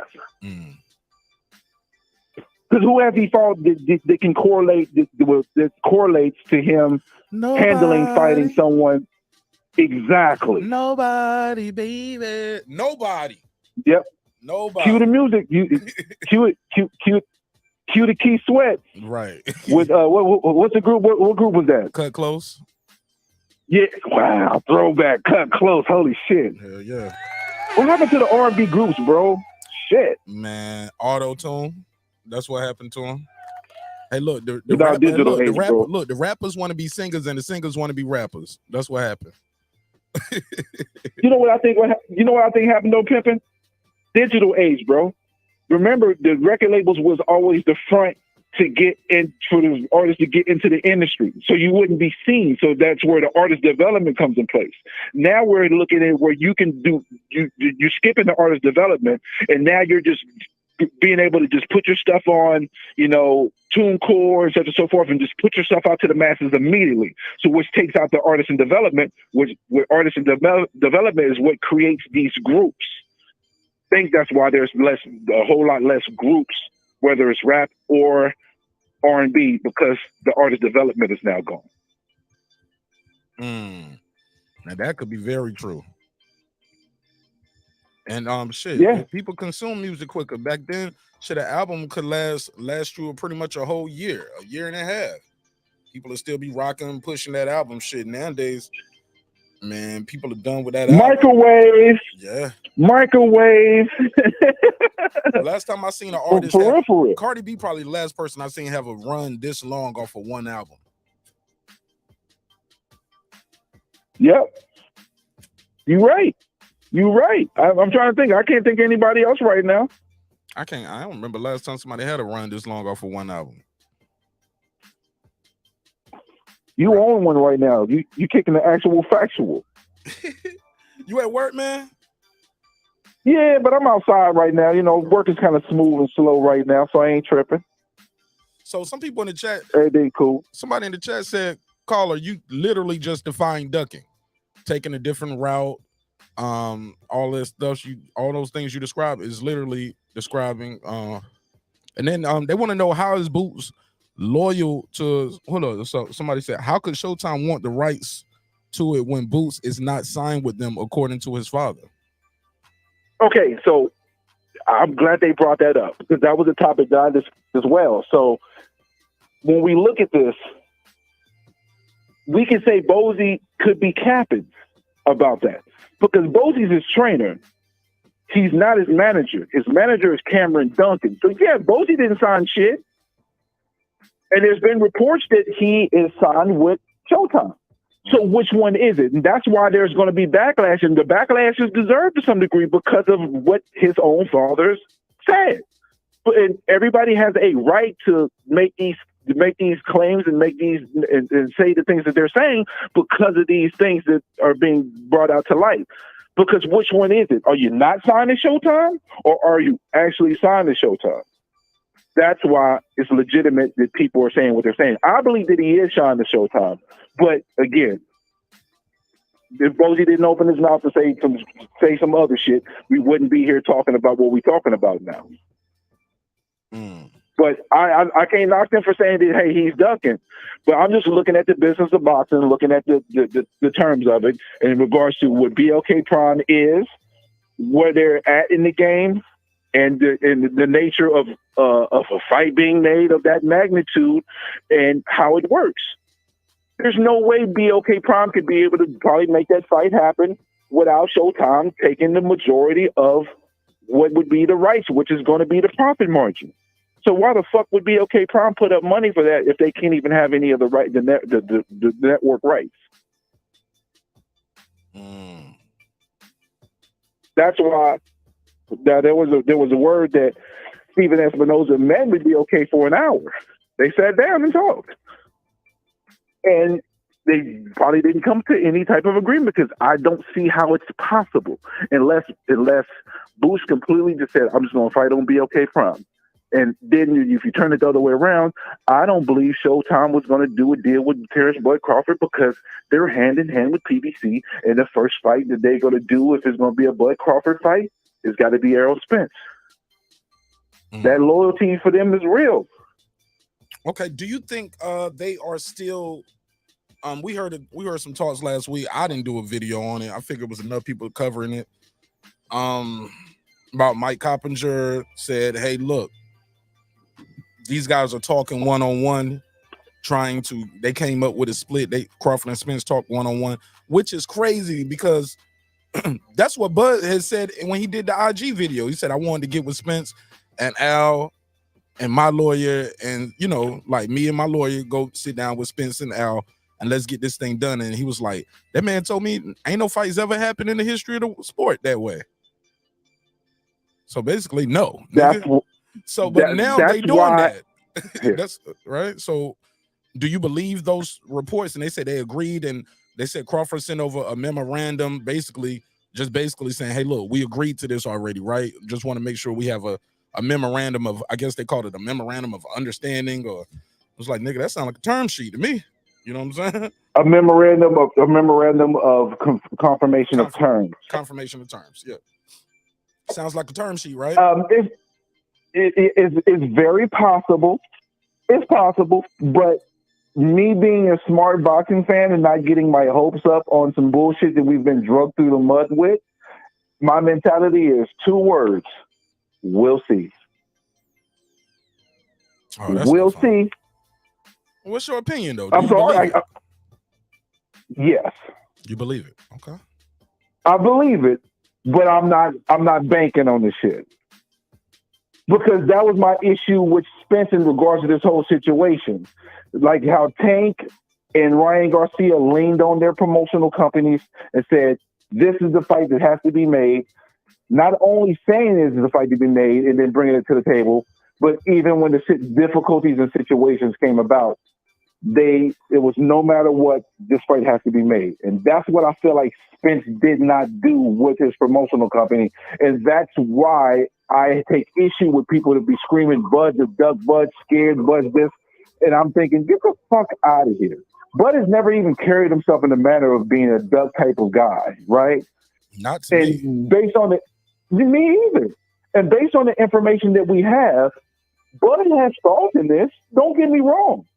But to say it's all on Bud when Bud had to make the majority of the sacrifices, which you're supposed to as a B-side, but the way they presented the agreement that how it was going to be set, making him a partner is where the issues really kind of came about. Because when you do something like that, it's a different type of scenario. You're not treating him just like a fighter, giving him a standard fighter arrangement. You're treating him like a promotional company. And when you do that, the situation and circumstances and the terms change, where you actually have to have a certain amount of transparency on what is being spent, what's being put out there. And we have history to show us that. But a lot of people who want to have their confirmation biases confirmed will ignore them. With Roy Jones and Calzaghe, they did the same thing. Nothing guaranteed, but when it came down to what was being spent to set the fight up, both fighters were 100% aware of what was being spent at the moment it was being spent and how it was being spent, and they approved it, and then they moved forward and did the fight. And both fighters made over $4 or $5 million for that fight because they did that in a form and fashion in that way it was set up. And that's where the issues came, because they didn't give Terence Crawford that they didn't give that to him from August the 24th till the last week of September, going into October. Hence why Floyd Mayweather said the fight ain't happening now. It's happening later, because he knew that was the case. Because when they sent that last term sheet over to Terence Crawford, it was 2023. Because by the time they got to the point where they gave Terence what they were supposed to give him from the jump based on those terms, we are already dealing with a fight that's going to be the next year. And then the man told you, I need the fight for 2022. I don't get it. Go ahead. Go ahead, my brother. I'm sorry. I was gonna ask, like, remember that thing came out that's saying, hey, they had this venue scheduled for June of next year. Is that when the fight was gonna be? June of next year? I don't know. You talking about the whole thing that came out with Charter Cable that was on the schedule? Yeah, and Steven said, hey, look, somebody possibly booked this date and held it, but he said that could have been in the distant past or something like that. Basically, the only like reason this why was I done a long time ago. The reason why I question it to be in the distant past, because when you're making a date in June for the next year, and you are already, when you were dealing with your negotiations previously, which was going to be for November, that is obviously something that was done in the beginning of this calendar year at the earliest. Just based on a simple common sense timeline. What you mean? What you mean? Say that again. Remember, they were negotiating for this fight to be in November. No, they weren't. So once it was established the fight was going to happen in November and you get into the next calendar year and Bud has already fought Avanesian, there's no way that they booked that time for June last year. That had to happen early. You broke up. You had to happen and you chopped right off. Hello? I'm sorry. It had to happen early this year. It had to have happened early this year based on the timeline and the sequence of their original negotiations. There's no way that they booked the time for June back in November when they were working on the fight for that year. So once they knew the fight was going to be next year and Terence Crawford moved on to his next fight, for them to even book that time and to have anything established that could potentially be at that time frame, it had to be no earlier than the end of this last year or the beginning of this year. So how could it be the distant past? I don't see how I still don't see how you got that logic where they couldn't have had that booked. Once they, why would you book something for June after the negotiations fell? Why would you book something for June back in October of last year when you had no idea of a date or any type of discussion that was moving forward for that date? Unless that date was going to be for Thurman, and then maybe because Errol Spence is actually putting pressure on his team to put that fight, try to make the fight for Terence Crawford, then maybe something like that would transpire. But that's a higher up that put that in. That's somebody a higher up on the PBC side who gave that information over to them. Yeah. This wasn't no low. Yeah, somebody, look, man, that's the weird shit. Like, even with that Errol Spence recorded conversation, people just stopped talking about that. Who recorded this conversation and put that conversation out?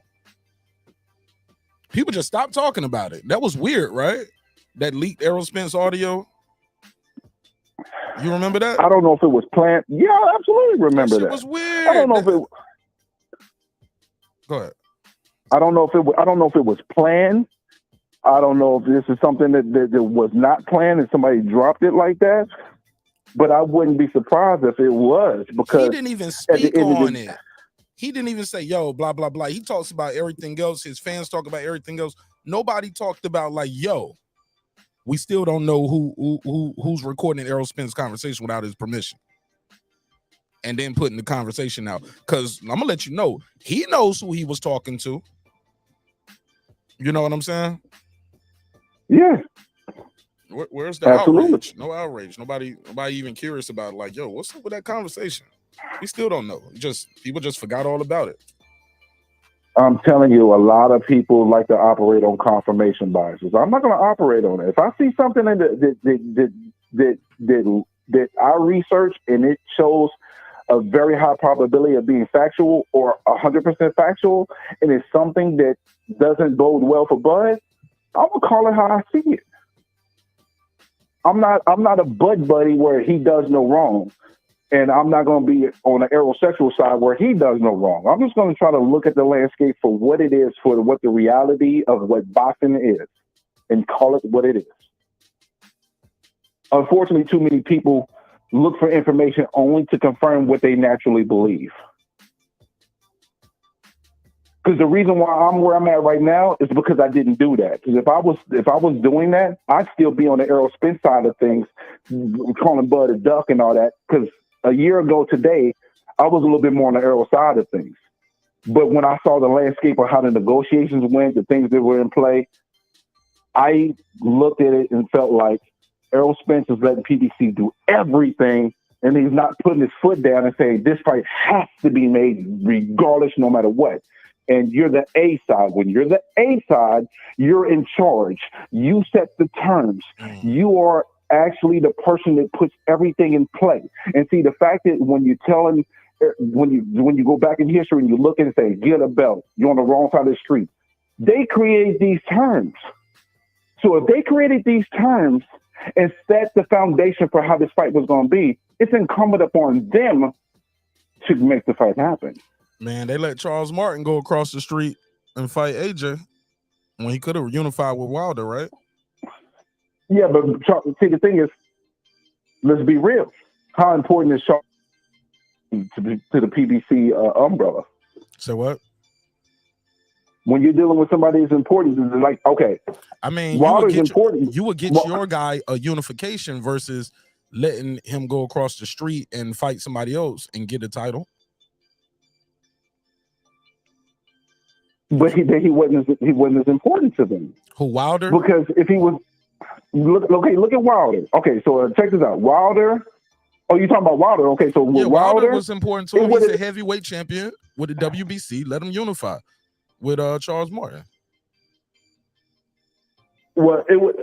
I'm thinking about with AJ, because if you look at it, the Zone, they dealt with the whole situation with the $100 million deal. That had nothing to do with Eddie Hearn, because they knew there was an issue with Eddie Hearn, right?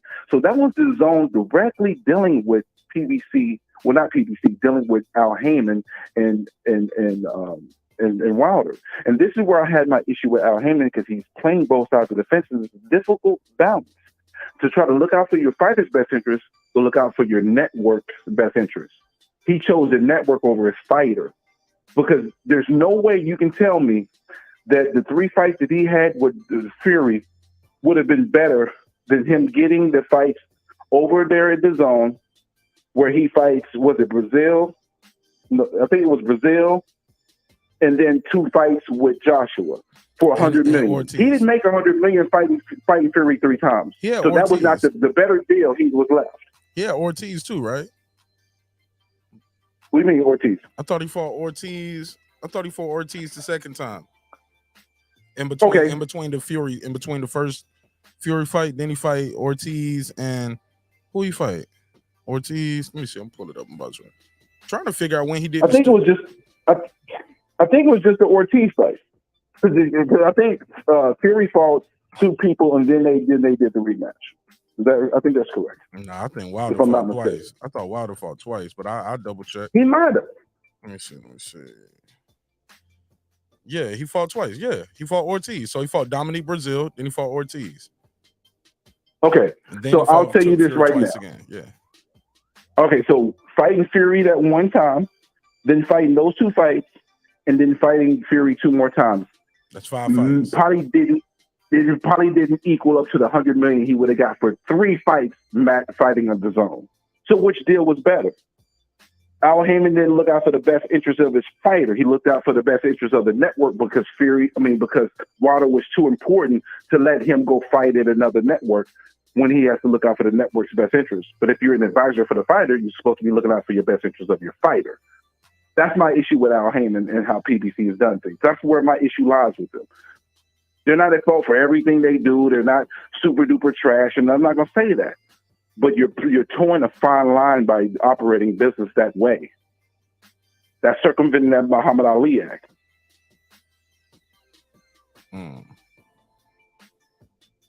Just saying. Just saying. But people will tell me I'm crazy, though. I don't think I'm crazy. I think I'm logically looking at the situation and circumstances and seeing for what it is. It's a lot of gray areas with all this shit, bro. It's not black and white for a lot of this shit. And we all operate in black and white, but a lot of it's gray, bro. A lot of it's gray. Damn, man. But with that note, I'm gonna slide back to the chat gang and get back to work. I appreciate you letting me chop it up with you, my brother. You keep doing your thing, and I hope you get them tickets, bro. I hope you get a chance to go to that fight, dog. Yeah, man. We shall see. Y'all done ran Matty all the way out the chat. Shit, y'all don't call him a liar. Y'all done ran him out the chat. What you think of his story, though, man? That's pretty interesting, right? He was like, man, I known him since he was a kid. He used to come down to Florida. He used to play with my kids. Shit, yeah, he don't stayed at my house, slept on the floor and everything sometimes. I mean, it's possible. He's possible. a human being, right? It's very possible. He could be capping. He could be telling the truth. But, I mean, it ain't going to hurt you unless you go to the fight and you ain't got no ticket. Sitting there. Hey, look, I'm going to be right there at Reggie's house. I'm going to meet D. Bevel, Cheryl Moore. I'm going to hang out with all 4 of them at one point. We're gonna kick it. Shit, might go to Sheldon House one day, kick with him, hang out with D Bevel, be right there beside Reggie on the couch calling the fight. All right, hey, look, Reggie gonna be like, all right, motherfuckers, I'm gonna push to the side, I'm like, yeah, motherfuckers, I'm right here too. Hey, look, just in case I can't go to the fight, I'm gonna bring my mic and my soundboard and my carry-on. So we gonna do a show out there, bitch, one way or another. That's a solid move right there. Hell yeah. What you think about this weekend's fight? I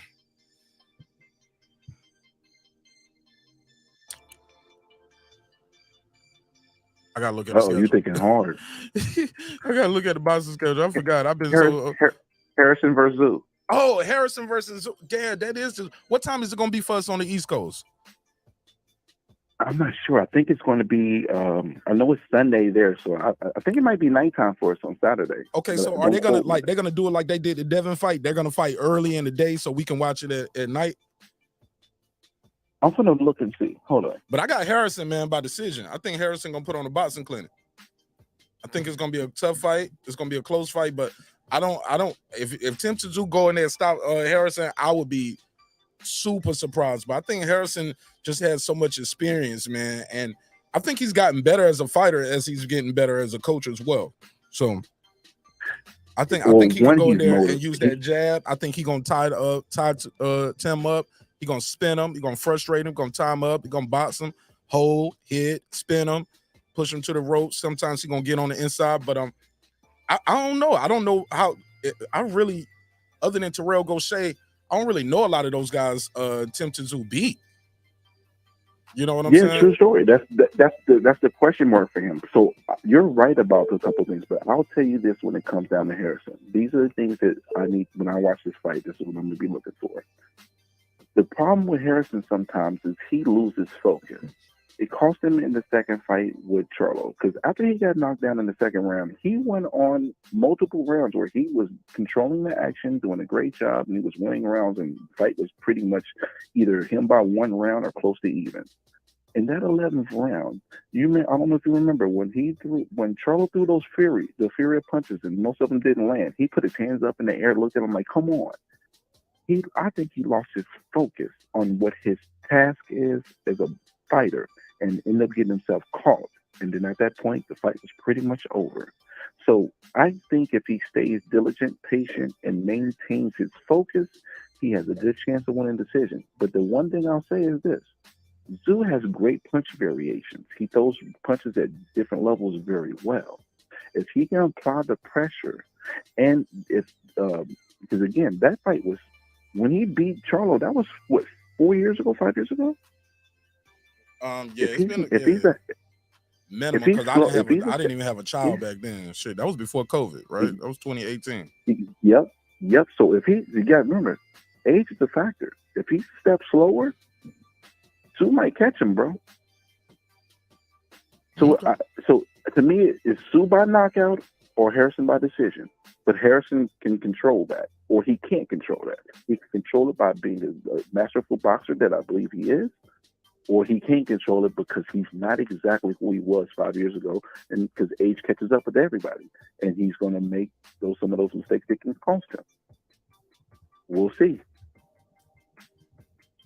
Okay, well, I appreciate you, man. Thanks for calling in. I'll see you in the next one, bro. I appreciate you too. Man, we're gonna do another one of these tomorrow afternoon when after that, I'm gonna do a media reaction right after the press conference tomorrow. So I'll let the LA one. Just so you know, Tank and Ryan is not a 50-50 fight, bro. 60-40. Exactly. And Tank is gonna win. Ryan cannot be consistent for 12 rounds, mistake-free technically, to keep Tank from landing the shot. He's going to do great the first half of the fight. You don't think he can hurt Tank? You don't think he got enough pop to hurt Tank? I think he got enough power to stun Tank and make Tank think about what he's going to do. That's called winning rounds. That's winning rounds. But that's winning rounds. But when you get to round 8, 9, 10, 11, 12, that's a shark infested waters. Yeah. He's never been in the pool with sharks, bro. Yeah, it gets. Hey, look, it's his first time in the pool with sharks. Yeah, it's blood in the water around those times right there, bro. It's damn it time. Exactly. Right there. And see, the key for Ryan is his hand speed and distance. He can't out footwork Tank. If he makes those errors with his footwork, and not utilize his hand speed to offset his deficiencies with his footwork, he's going to sleep. That's the key to the fight right there.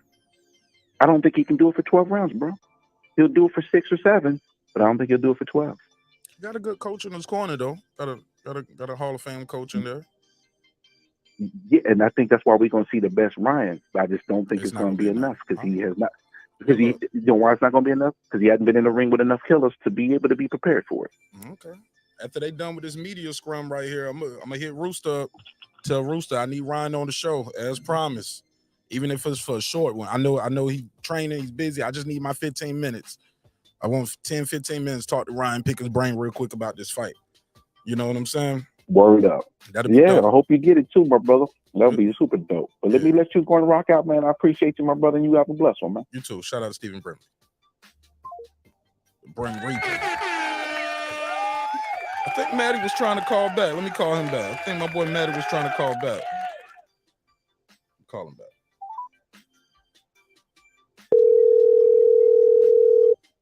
Beep then. Hey, Maddie, you was trying to call? Yeah, I called you back. You still live on air? Talk to me. Yeah, because I send you a text message because I don't. Oh, you live on air, Maddie. You still live on air, bro? Okay, hold on. Okay, just to let you know, you live.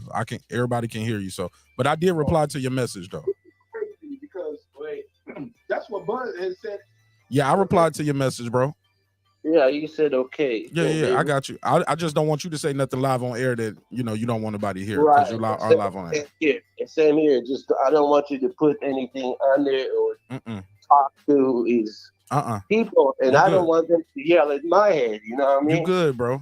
You good? So, but I will hook you up with some information. I'll go through my shit and just send you some. You ain't got to tell me that on air. Let's just holler at me off air. Right. I mean, call me tomorrow.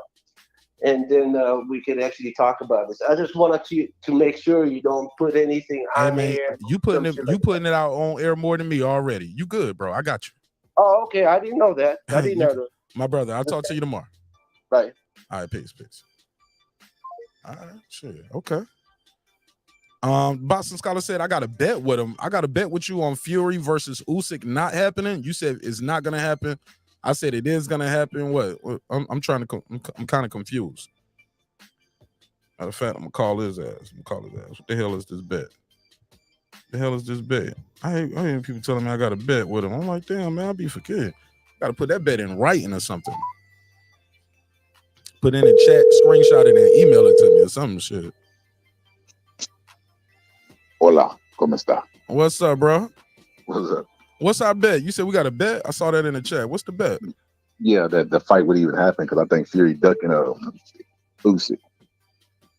Jerry, hold on 1 second. Jerry, I see you calling. I'm going to call you right back after this one, Jerry. Go ahead. What was you saying? Yeah, I said I don't even think the fight will happen. I said for whatever reason, whether it be financial, too risky, I don't think the fight was going to happen. And what year? Like, 2022 or 2023? It got to happen in 1 year? Well, look, so we'll never know then. I'll never get that $5. What?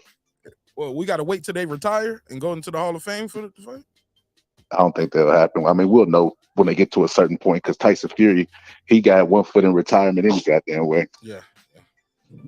So we'll know soon. But yeah, I don't think the fight was gonna happen at all. I said for whatever reason, man, Tyson Fury don't want that smoke. I don't know if he might not even. I believed in Fury that much. Me? Yeah. And then Puro asked me, was I trolling? He was like, Boxer Scholar, you trolling? He was like, nah, he really believed that. Nah, I don't believe the fight gonna happen. Damn, I don't remember that. I think Usyk is not a sellout. I think he's not a gate attraction. And for the risk that he brings, he's a speedy guy. Fury, I mean, he ain't had trouble with him, but I mean, we've seen him speedy guys give him difficulties at times. I think those two combinations I don't think Fury wants this fight. So I don't think the fight will ever happen unless Usyk become a star overnight. And the fight, Tyson Fury see that money, he like, okay, I'll take this fight. I just think at this point in his career, he wants the most amount of money for the least amount of risk. And you're talking about Tyson Fury? Yeah, Tyson Fury. Damn. And you think AJ's an easier fight than Usyk? It got the money on it, got the money attached. I think I think he thinks that AJ's damaged goods. Like he's been saying, AJ need a brain transplant. He's mentally weak. And then for the money that AJ's bringing, he's willing to take that type of risk, but he ain't willing to take that Usyk risk. If now, like I said, if Usyk become a star overnight and it's like a $50 million fight, I think Tyson Fury will have no choice but to take that fight. But at this point in his career, I just don't see it. Like that's why he fought David Chisora, the fight nobody was asking for. There was nobody, including Derek Chisora's family, who thought he was going to win that fight. What's about that payday though? Cause I remember after Chisora won his last fight, he was like, Eddie, I want drive a Mercedes. I want my kid to go to private school too. You know, so he was like, I need a big fight. I need a big payday. He was like, y'all making all the money. And he was like, man, you doing all right. He said, but my kids ain't in private school. And before you know it, next fight, shit, he fighting Tyson Fury. I agree. It's all about the money, but I just looking at Tyson Fury where he is, like even after that fight, that was like a one-sided beatdown, in my opinion, for the guy who was well past his prime. And even after that fight, Tyson Fury was talking about old injuries. When a fighter starts talking about injuries after a fight, they either about to get surgery or they about to retire. Damn. Or they got 1 foot in, 1 foot out. And Tyson Fury brought up 3 different injuries. I was like, God damn, this is a victory. And he talked about this shit. I was like, oh shit. Yeah. Could be, yeah. You're right about that. That is pretty much going to the end of it. So yeah, I don't think that fight's gonna happen. But yeah, we got 5 on it. It was like a gentleman's bet. Okay. We was gonna do push-ups, but you like, nah, just make it 5. Yeah, I do the $5. I give you $5. I give you $5. All right, bro. If Tyson Fury retires before then. Hey, what's your take on this shit right here? The press conference. Did you see it? I didn't see it. Nah, I missed it. Oh, okay. Did you see Leonard Ellaby? Did you see the? I ain't seen nothing. I just got out of class. Bro, look at the screen. Can you see the screen while you're on the phone? Oh nah. Look, when you get off the phone, look at the screen. I'm gonna put a picture of Leonard Ellaby's new look. He stopped using. He done grew a full beard out. He looked like TD Jakes. Looked like a black Santa Claus. He looked like Mr. Brown from Tyler Perry. Who else he looked like? He looked like Uncle Phil. You sure they one of them fake beards that they be putting on at the barbershop now? Oh shit, it might be, bro. Hold up. Let me inspect this damn beard. Hold up. Nah, it look official. Okay. I didn't even recognize Leonard. Leonard got big as hell too, and he got that beard. All right. I didn't recognize. All right, bro. All right, I'll talk to you. I'm back in the chat. All right. Cool. Shout out to the Boston Scholar. We called Jerry back, and this will probably be my last one. I'm gonna end this one after this. Wrap this one on up. Probably wrap it on up after this. Yo. Jerry, talk to me. Hey, man. Let me turn this down real quick. Boots in it. Man, I wish people were able to spend some time around some professional fighters and understand that professional fighters, especially the ones at this level, like the ones we talk about, they don't duck each other. They don't do it. You gotta be an ultra competitor to get to that upper 10% of boxers that we talk about. They're pure competitors. They have people that manage their careers, and that's exactly what it is. The fighting part is easy. They'll fight their mama if they get the right money. But Boots Ennis ain't ducking nobody. But there's lots of things that got to be considered there. First off, Bud Crawford has no promoter and has no network. But if Boots Ennis, who's got established relationships with Showtime, and he's got things going on there, he goes off and fights on a rogue network, then he may damage and put pressure on those relationships. You don't know if BLK is able to accommodate his sponsors as far as, ring apron, sponsorship and things like that. It's just so much shit involved. And what boxing fans only see is, well, he was maybe offered a fight and he turned down the fight. Oh, he ducked them. Come on, man. That's not how it works in boxing. It just doesn't work like that. Is it rogue? Is it going off with a rogue network if you're not contractually obligated to Showtime? It's a title shot. You're making some money. Like, why not take the title shot? Well, that's the other thing that I try to tell you all the time, and what we kind of butt heads on. The titles, they come in second to the money. The titles are only a caveat to get to the money. Boots Ennis gets a title, that's not really going to get him much more money. What he needs is fights where he can look good on TV and get a fan base going. He needs something like that more than the title. I mean, that's fine, but it's not really. It's the money. The money is what's crucial. Don't you get more money when you're the champion, though? Well, you do, but if you're not a popular fighter, you're still not going to get that much money. And then you also got to consider the matchup. Like the caller said a minute ago, him fighting Crawford, there ain't going to be no money on that fight. There's really not going to be much money on the fight. And if he can lift the title, I mean, yeah, you get that, but there's no guarantee that that's going to happen either. And you know what? And Spence has 3 belts.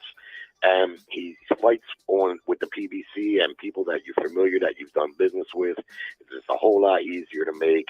And I mean, it's just a million reasons, man. It's just a million reasons. But people they just want to say that fighters duck one another. But it's not that. It's the management. And it's that. It's simply because, it's but only management the top. works for you. You don't work for management. See, that's another misconception. Okay. When you sign with a promoter, you basically signing away your. You said promoter. I said manager. You said management. So I said management. Then you just said promoter, though. Well, I mean, are you talking about the promoter or the management? Because Boots Ennis, last time I checked, he's a free agent. He has no promoter. Yeah, well, that's another huge misconception. All these guys want to call themselves free agents, but they're not free agents. When they fight, someone's promoting it, meaning someone is paying for it. Yeah, that's a one-off though. That's a one-off though, Jerry. Like you can do, like Christy Martin was the promoter of record for that AB fight, right? But he's not signed to Christy Martin Promotions. She's promoting that event. So a promoter but you can be a free agent and go from this promoter to that. Like, look at Jake Paul. Jake Paul don't fall on every network. He don't fall on Showtime, Triller, DAZN. Just did one on ESPN. Well, that's just not generally how it works in boxing. There may be a few exceptions. Mayweather was certainly one. But in the end of the day, someone's got to finance the fight. And when it comes to fighters signing contracts with promoters, the people think that the fighter can just tell the promoter, make this fight. Well, that's like this. That's like you owning a business and I work for you and I come to you and tell you, and I start giving you demands on what you should do when you're the one investing the money. It just doesn't work like that. Now, fighters can turn fights down. At the end of the day, their management and advisors can tell them, well, look, this deal isn't that good, but they rarely ever do that because it's bad business, right? You turn down fights that your promoter lines up and he's willing to finance, because that's what promoters really do. They finance, they take the financial risk. That's why fighters sign with promoters. I don't know why people don't understand this simple concept. I remember hearing a guy one time say, well, why do fighters even sign with promoters? Well, they sign with them because that's who can secure the TV dates, and that's who's going to put up the expenses up front. Not to mention, that's who's going to pay you. So, but let me move on real quick to this weekend fight. This is a good matchup. I watched a face-off with the two. Tony Harrison, he's a hell of a likable guy. It's just, he's a funny dude. He's charming. But I got to be honest with you. I really think he's underestimating Zoo. It kind of reminds me when Zab Judah fought Zoo's daddy. He didn't think much of him. He made fun of his skills and said he was a robot and this and that. And I remember thinking, man, you got to understand Zab. Everybody was big on Zab at the time, myself included. But I thought, man, you got to understand this guy ain't here because he can't fight, man. I mean, this guy's a powerhouse. Yeah, he's not that skilled. His footwork is bad. He doesn't really. He's got an awkward. You talking about Tim, right? Talking about Tim. I'm talking about his dad. I'm talking about his dad. Yeah, right. Because he fights just like his dad. He looks just like him, and he fights just like him. His whole game, he's a powerhouse. That's what his whole game is on. And I got a feeling he's gonna knock Tony out. Yeah, I don't want him to. I'd rather see.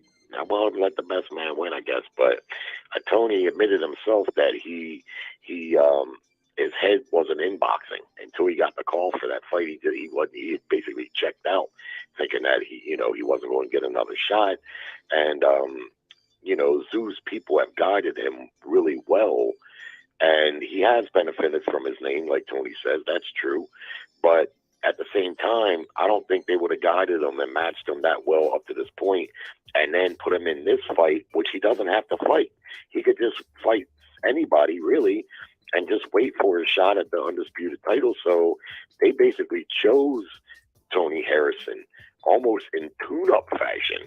Right. Now, I'm not suggesting Tony's a tune-up, but at the same time, even what Tony says is, man, you kind of dumb for taking this fight. I understand why he's saying that, but you got to think, what do they see that's telling them that, no, we got you. We can get a fight. Let the best man win. Tony could. I expect Tony to box his fucking ears off for most of the fight until he starts getting caught. Like if he starts slowing down, like he's been known to do, or like the caller said, if he starts losing focus, and that guy's going to be on his ass. That's how his dad won all his fights. He used to get his ass kicked for 8 rounds, but the last 4 rounds, he was just brutalized his opponents. And then lastly, if you don't mind me jabbing off on this, Ryan and Tank. Yeah, this Ryan and Tank fight, man, I'm really excited about it because it's going to be great for the sport of boxing. 2 young, hungry, good-looking fighters that are going to be able to capture an audience.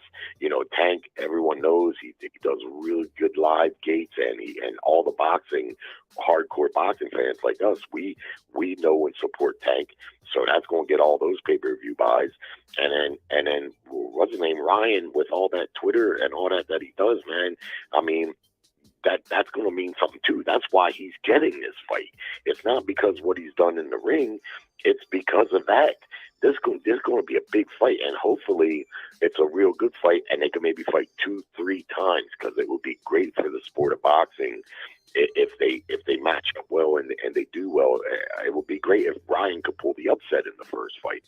Now, people who think Ryan can't fight or he's some Twitter dude, check this out. They got this fight at a catchweight. Ryan revealed today at the press conference that they got a rehydration clause and they got a one-way rematch clause. So Tank Davis and his people don't think that Ryan can't fight. If you look at what the terms of the word laid out there, they're thinking just the opposite.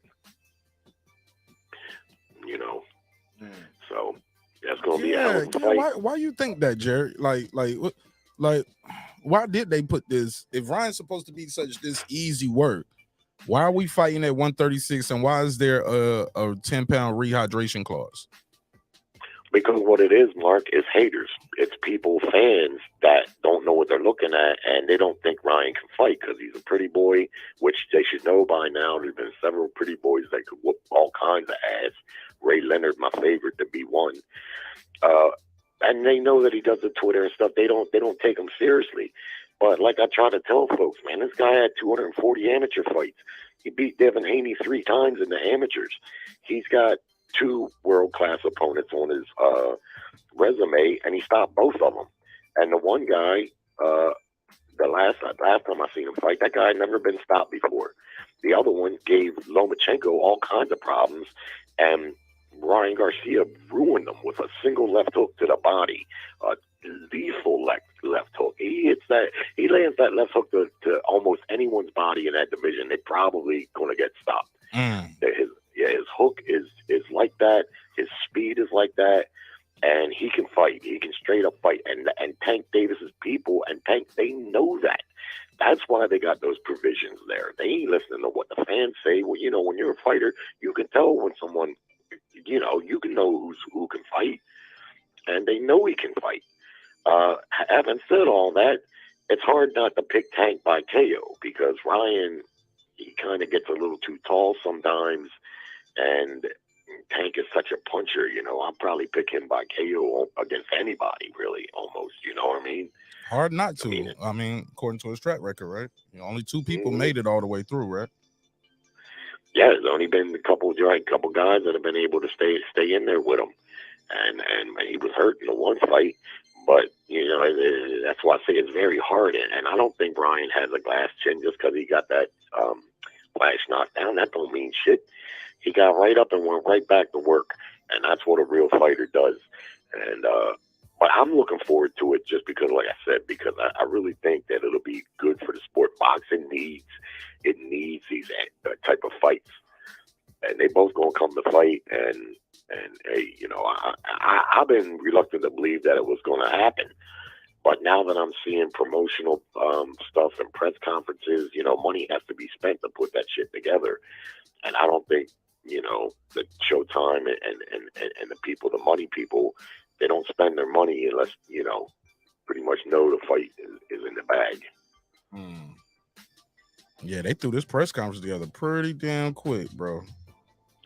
Yeah, they did. But you're seeing, like, you know, some advertisements for it and stuff, and yeah, they fixing to get it on, and it's going to be great for boxing. And hopefully, you know, the other thing is though, that I probably should point out is this cross promotion. People got to understand that is even more complicated than just even making an in-house fight. That rarely happens, cross promotion fights. The reason this fight is happening is because DAZN is the one network that has shown the propensity to let their fighters fight outside of their control. They've done that before, and they've also reached in the pot. Like when they did Kambosos and Lopez, they didn't promote either one. Lopez and Kambosos didn't fight on their network, but Bob Arum didn't want to really do the fight.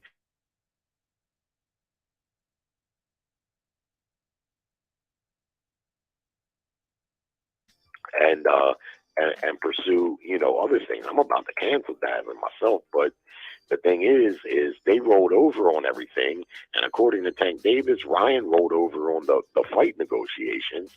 So, you know, at that point, Tank almost can't turn that fight down at that point. You see what I mean? Yeah, but otherwise, when it comes to other fighters and the general makeup of boxing, no. Cross-promotion fights only really happen usually it has to be either big money on the line or potential big money. Like this fight here, we'll have to see, but they believe, you can tell they believe that this fight's going to sell real good. So at that rate, you know, you can see like Tyson Fury and Deontay Wilder. They knew that fight was going to sell well, so that's when the promoters will say, okay, instead of me making my typical 35% profit margin, I might only make 16% or 17% profit margin, but there's going to be a big fight. You see what I mean? So the money's still there.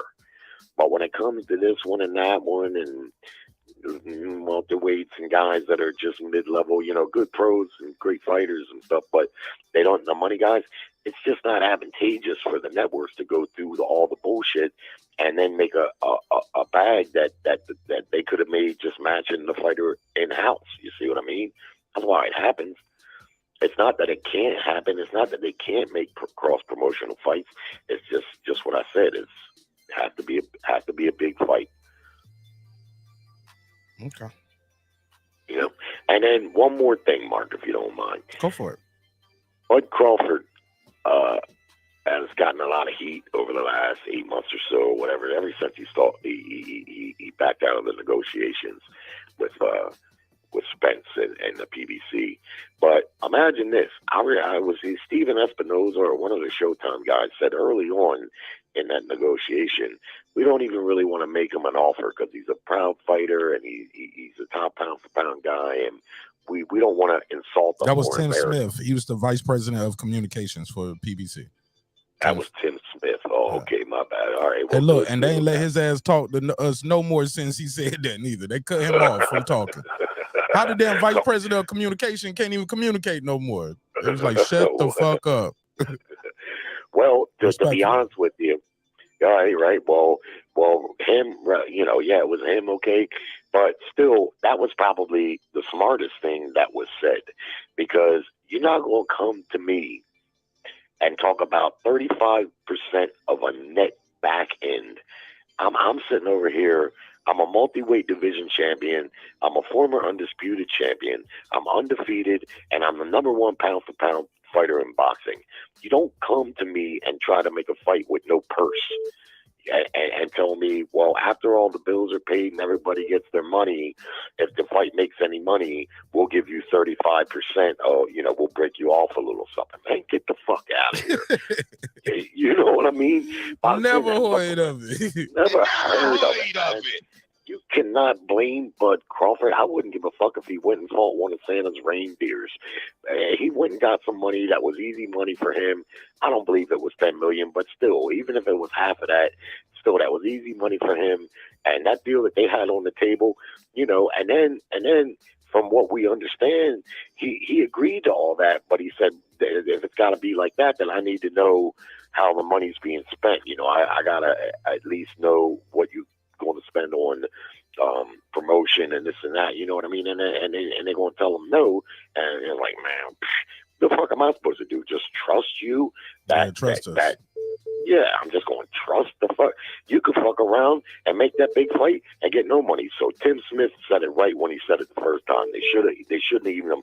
They should have just said, look, we ain't in a place to make the fight right now. But they weren't going to do that because then that would put the blame squarely on them and everyone would see that. So they tried to fuck them around and then put it to the next year and a skimpy ass deal like that, man, please. As an insult, it's just what Tim Smith said it was. And I love Spence. I love them both. I think they're great fighters, and I want to see them fight just as bad as anybody else. You know what I mean? But and this is why you don't hear me talking about fighters ducking one another. Just like I say, Boots isn't ducking Bud, because I don't believe he is. There's a lot more to it. Bud and duck Spence, but he ain't gonna take that deal. Who could blame him for it? No, I don't know of a fighter that would take a deal like that. I guarantee you, Ryan's getting a guaranteed purse of some capacity. You feel me? You think? Somebody said they split in the whole pot. That's what old boy was talking about earlier. I think he was like, yeah, he's gonna get the he said Ryan getting like 30 million or something like that. He said Tank getting like 40 and Ryan getting like 30 million. Really? That's what he said. What you believe? I don't know that there's that type of money on the fight. I mean, I'd have to hear that from someone credible, but I don't see that kind of money on it at all. I think the fight will do around 550,000 pay-per-view. Maybe less. It depends. But if it does 500,000 pay-per-views, that's a lot of money. Yeah. That's big. How much is the pay-per-view gonna cost? Anybody know? Is it 74? Is it 99? Yeah, it's gonna be 74, 79, something. It's gonna be 80 to 100 bucks. It ain't gonna be no 40 or 49 pay-per-view. I don't think that. Look, yeah. $500,000 times 100. Shoot, what's that? $50 million. Excuse me, that's $50 million right there. Well, that's what I'm saying. That's why it's hard to believe. Pay-per-view. That ain't even the gate. That ain't the popcorn, the liquor, the other stuff. T-shirts. But even at that rate, that makes those numbers hard to believe. What you heard the other guy say, 30 and 50 million a piece, or 30 to 150 or whatever. Then I don't know about that. I mean, maybe if they with the back end money, and if it sells real good, if it exceeds 550,000, yeah, it's gonna have to be more than that for them to get for just the fighters alone to make 70 million. I'm just saying, because the promoter ain't doing this shit for free. Showtime ain't doing it for free. No. PBC ain't doing it for free. Golden Boy ain't doing this shit for free. So, but my point is I guarantee that they each have a guaranteed purse. You think so? Going in. Oh, yeah, man. I mean, I ain't never heard in 40 years of watching boxing, I ain't never heard of a big fights happening with no purse. Now, Steven Espinoza can say whatever the fuck he wants. I'm not saying it ain't never happened, but in big fights, and you hear all the time in big fights, you hear like, well, this fighter's getting this and this fighter's getting that. And, of course, if it's a pay-per-view, which it generally would be, they negotiate for a percentage of that. But when you say no purse, man, it never heard of it. It never heard of it. Right. No purse.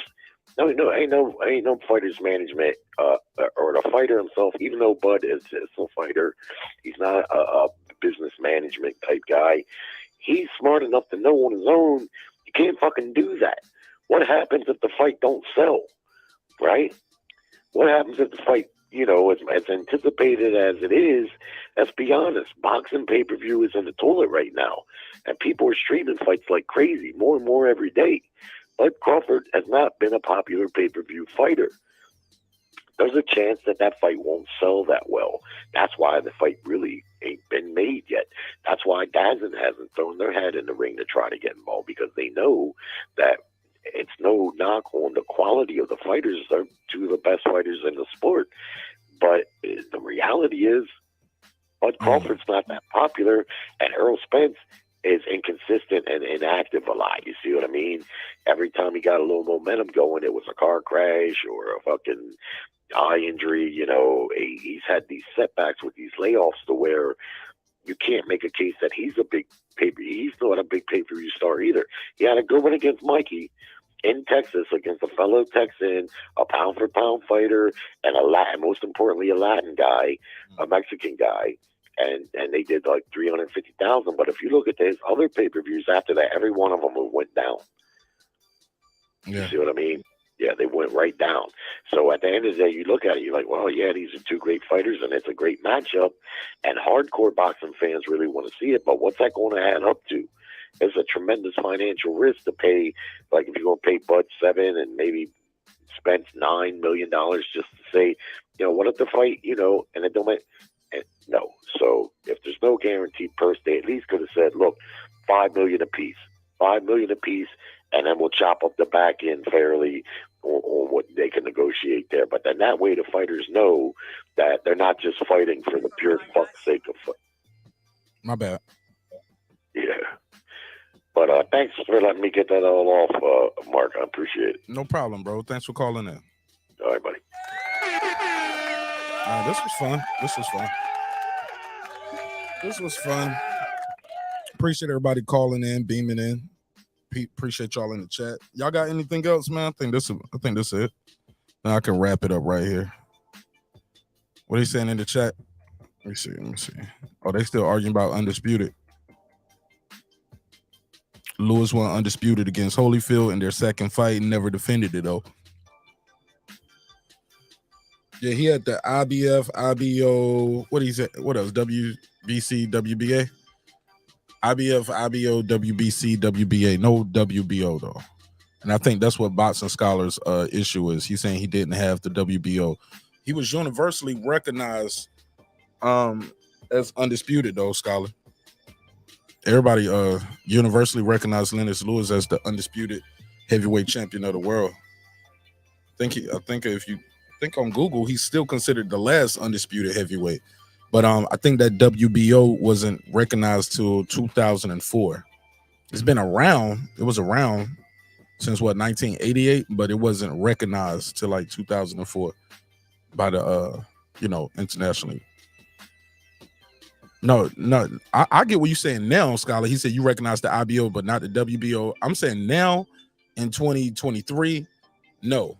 But back then, yeah, people was recognizing that Roy Jones had the WBF belt. What was that? He had a WBF and all kind of belts, but he still wasn't considered undisputed because of that the other belts that he was missing. But I feel you. Somebody said, sorry, 1681. I double checked. I don't even know what 1681, what you're talking about. Sounds like cap to me. Shout out to J Rod. He said clips. Ryan looks worse because it looks like he tried looking nice. Oh, he tried to talk about the outfits like he tried to look nice. Yeah, I didn't like them jeans, man. What the hell was up with these jeans Ryan Garcia had on? Let me see if I can see it. Right here, like, I don't know what's up with these jeans right here. With the little rip thing on the side. They big ass jeans too, baggy, like boot cut jeans. I don't know what's up with my boy Ryan. Gotta fix them hoes, though. You gotta fix them hoes. Tim Bradley, where you at? But he gotta fix these hoes. Yeah. Yeah. No one recognizes the IBO scholar. Do I need to blow the screen up? Yeah, I never got those glasses.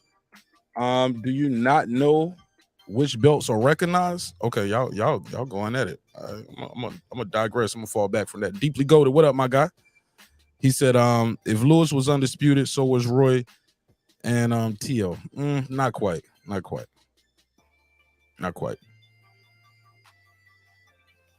But yeah, shout out to Roy Jones and Teofimo Lopez. Somebody he said fighters paying sanctioning fees and fighting for that title makes it legitimate. I don't care what Google say. I watched boxing during that time. I did too, and they called Lennox Lewis undisputed. You know that then if you follow boxing, you was watching boxing back then. Yeah, they called Lennox Lewis undisputed. Absolutely, they would consider him undisputed. Everybody. Am I tripping? Up here? Do y'all remember Lennox Lewis being undisputed? What are we talking about here? Lennox Lewis was undisputed. Right? Like, damn, what are we talking about here? Damn, what we got against Lennox Lewis? I know my boy Bo Beats Lewis deeply goated. I understand that because that's his name. I knew he would say that, but damn. Yeah. So when did Tyson get undisputed? Let me see. When was Tyson undisputed? Let me go back. Let me see what belts did Tyson have when he was undisputed.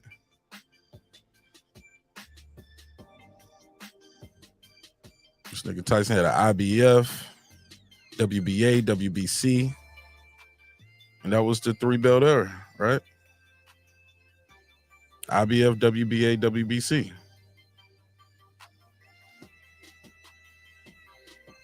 Yeah. Yeah, I think that's it right there, bro. Yeah, that's what it is. Yeah, that's what I'm looking at right here. All right, but look, let me land this plane, man. 'Cause I love y'all, man, and I sit and talk to y'all niggas all night. I got shit to do. We'll be back tomorrow. We can pick it up where we left off. He said, it said the IBF didn't recognize the WBO at first. Okay. Crawford, what do you say? Crawford left Bob to fight David, and Rocha laughing my ass off. It's duck season, and he is Elmer Fudd. Elmer Fudd is the guy that hunts the ducks, though. I think he hunts the ducks. Haplo, what up? What's up? How you doing? I know you're trying to close the show, but I need to correct my friend, boxing scholar. Talk to me. Doesn't seem to Speak up. You breaking up. Heavyweight undisputed. What's that? You had broke up. Let me see if I can turn your mic up. Go ahead. Say something now. There you Hold go. on. Let me walk back over here. Is this better? Perfect. Go ahead. Talk to me. Yeah, Lennox Lewis was the last undisputed champion. He was in the 3-belt era until 2006. So he won that undisputed title by beating Holyfield for the WBA in 1999. He already had the IBF and the WBC. So he beat Holyfield for the WBA. He held all 3 titles, therefore he was undisputed. But then in his next fight, I guess the WBA, he either didn't want to pay the sanctioning fees or whatever, so he never defended it. But he had all 3, so he was technically undisputed at that time. And Tyson was also 3-belt era. Hopkins had all 4. Hopkins was, I think, either the first or second guy to get all 4. Well, in the 4-belt era. Okay, so look, let me ask you this. When I look back at let me go back. All right, so when Lewis and Holyfield fought the first time, it was a draw, right? It was the IBF, Yes. the WBA, the WBC. Yeah, that was for undisputed. Most people thought Lewis won. I'm leading into a question. So Lewis had 1 belt. He had a WBC, right? He beat I got it on the screen. He beat Morovic, right? He beat him, got the WBC. Let me go back. He retained. Let me go back to it. He retained the WBC he already had. All right. Yes. So boom. But when he fought Holyfield, now is a IBF and a WBA. So Holyfield had the IBF and the WBA right then, right? Yes. Okay. So that was a unification for Undisputed. It was a split draw. When they fight the very next fight, it's another belt added. Where did this IBO? The IBO doesn't matter. Why did they bro, throw this IBO don't in? even bother looking at the IBO. It's not worth it. They don't count. They're not. You breaking up? They're champions. IBO. Fuck, bro. There you go. I can hear you now. That's where I'm standing. Fuck. Good now. Yes, I know. Okay. The IBO doesn't matter. That doesn't matter. Of course they threw that in there because they want their name in there. They're trying to get established. You feel me? That'd be like me throwing my name on the fucking Tank versus Ryan fight. Also by Haplo. Like you know, that's what the IBO is doing right there. Okay. They was like, shit, throw our belt in that motherfucker. Yeah, exactly. All right, that's all I wanted to say. This What's guy up? deeply go to keep telling me Roy Jones was undisputed. When was that? No, he never heard of wasn't. Roy Jones. He wasn't. He wasn't. He didn't fight Mikuszewski. That's why. There I you don't go. know why he didn't. Because he could have beaten Mikuszewski's ass, bro. And he would have been undisputed right there. That was a He had to mistake. go over there and fight him though, wouldn't he? Wouldn't have mattered, bro. He was way better than Mikuszewski. But they've kind of dicked that guy. They figured out a political way to get Roy. They stripped Mikuszewski of one title and gave it to Roy for some reason. I don't know why. I remember that was fucking controversial though. Anyway. All right. Yeah, but my man keeps saying Roy Jones was undisputed. And I was No, like, he wasn't. He wasn't. no, he had an IBA, he had a WIBO, he had a WBA, a WBC, and a WBF. Yeah, those titles meant more back then. Those secondary ones He looked good when But he walked even into the ring. even then, those were not the recognized titles. Those were titles that were good to have, WBF and all that shit. Yep, the IBO. It looked good when you walked to the ring. Yeah, that's all. Yeah, it but is. no. Yeah, Roy Jones never had he never had an IBF up here. He didn't have a WBO when it was in the 4-belt era. Hey, look, at one time Roy Jones had an IBA, an IBF, an IBO. He touched them Yeah, all. That's probably why he's saying. Yeah. That's probably why he's saying that. But no, he wasn't undisputed. Unfortunately, he should have been. Yeah. Okay. That's one of those fights, like we never got Adonis Stevenson versus Kovalev. That was one of those fights, Mikuszewski versus Roy Jones. All right. Well, I'll talk to you later, Hap. All right. All right. 754, you at the door. What's your name? Where you from, family? Hey, what's going on, Martin Ass? This motherfucker, Coach. What's up, Mike? Coach Malachi Williams, True Media Today, USA Boxing. What up, my guy? Hey, what's going on, man? So I just got back from the gym. I'm in Texas, man. I want to tell you, Kid Austin is on the undercard of Ryan Garcia, Tank Davis. That's major. Yeah. So he's gonna be under the co-main, not the co-main event, but the fight before the co-main. Oh, that's good though. Yeah. So it's the main event, the co-main event, and then the co-main event. He's gonna be on there. He's that guy. He's gonna be on there. So that's good for him. I told him that's gonna be real good for him. So I'm gonna have some footage in the interview him and stuff like that. I have all that. Undisputed. If my memory serves me correctly, Ennis Lewis is the last undisputed heavyweight champion. He had the 3 major belts at the time. He was the last undisputed champion, which was WBC, IBF. He was the last undisputed champion. Mm-hmm. The WBO, the first fighter to become undisputed in the 4-belt era was Bernard Hopkins in 2004. 2005, he lost to Jermaine Taylor. Jermaine Taylor became undisputed in the 4-belt era. Yes. Roy Jones was undisputed, if I remember, 1999. Yeah. He was the light heavyweight undisputed champion. He had the WBC, the IBF, and the WBA If I remember it correctly, I have to look it up. But if I remember correctly, Roy Jones was undisputed. Reggie Johnson. Hey, look, IBF, WBC. He was like heavyweight champion. Damn. But I was a Roy Jones fanatic at that time. You know what?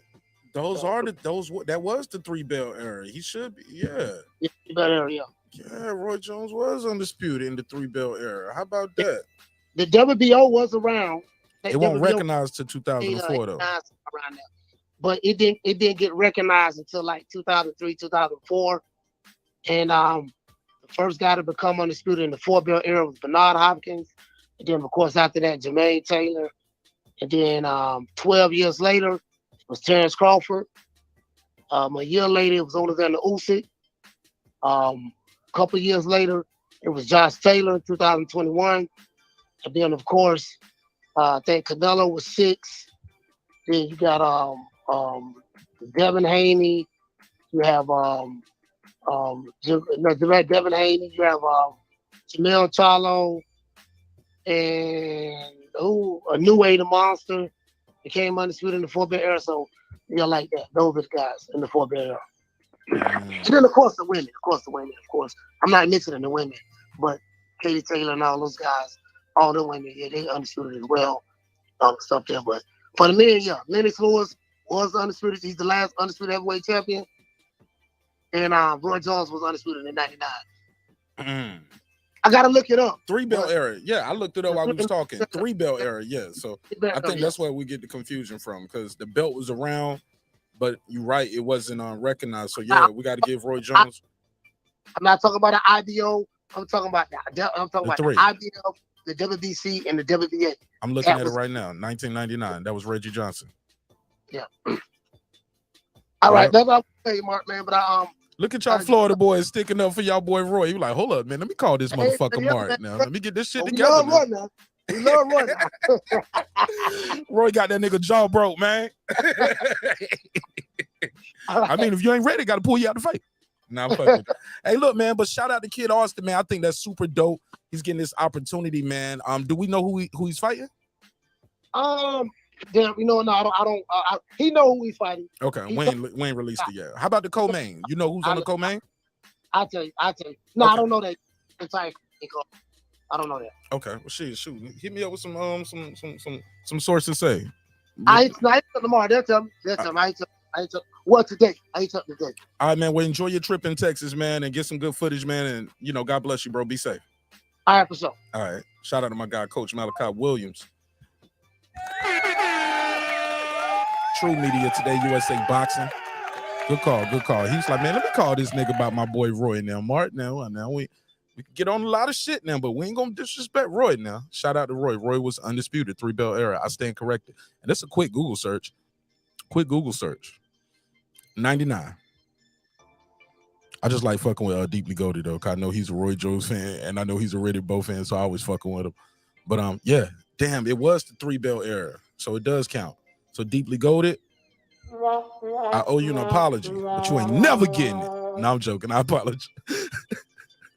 I apologize, brother. You was correct. I'm sorry about that. All right, that's it, man. I really enjoyed this one, man. I really enjoyed it. So tomorrow we're gonna do a media reaction to the press conference. Food Revolution still up. I'm trying to hit you real quick. I don't know if you're still up, or if not, we can do it tomorrow.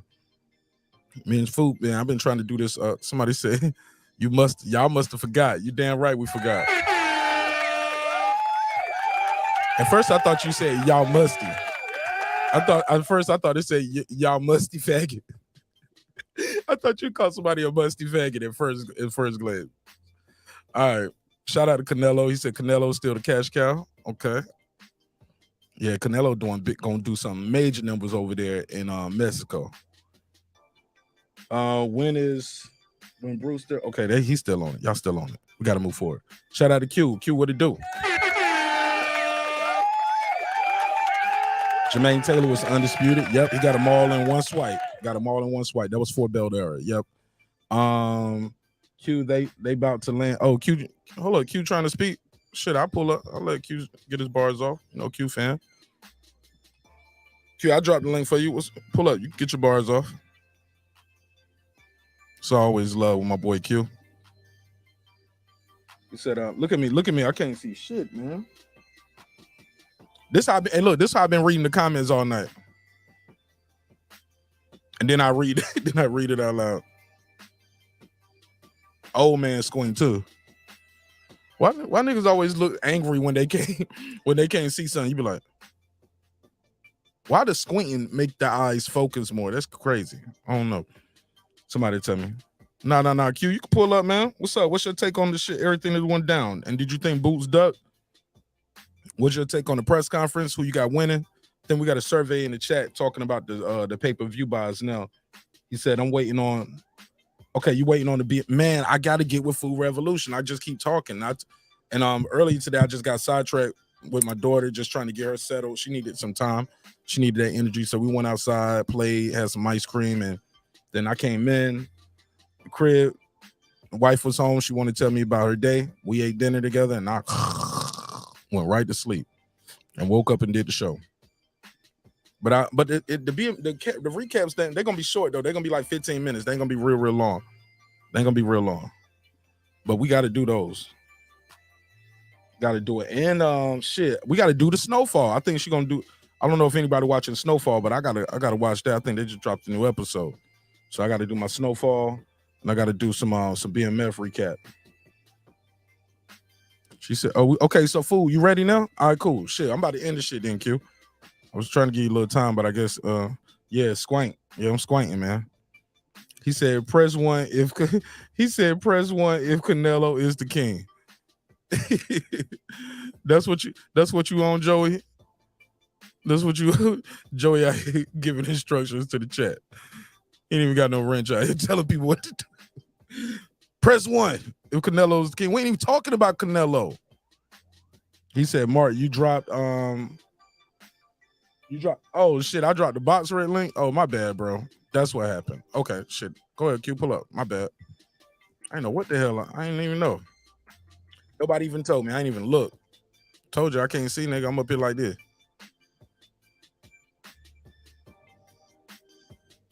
Then I get surprised at what I'm reading.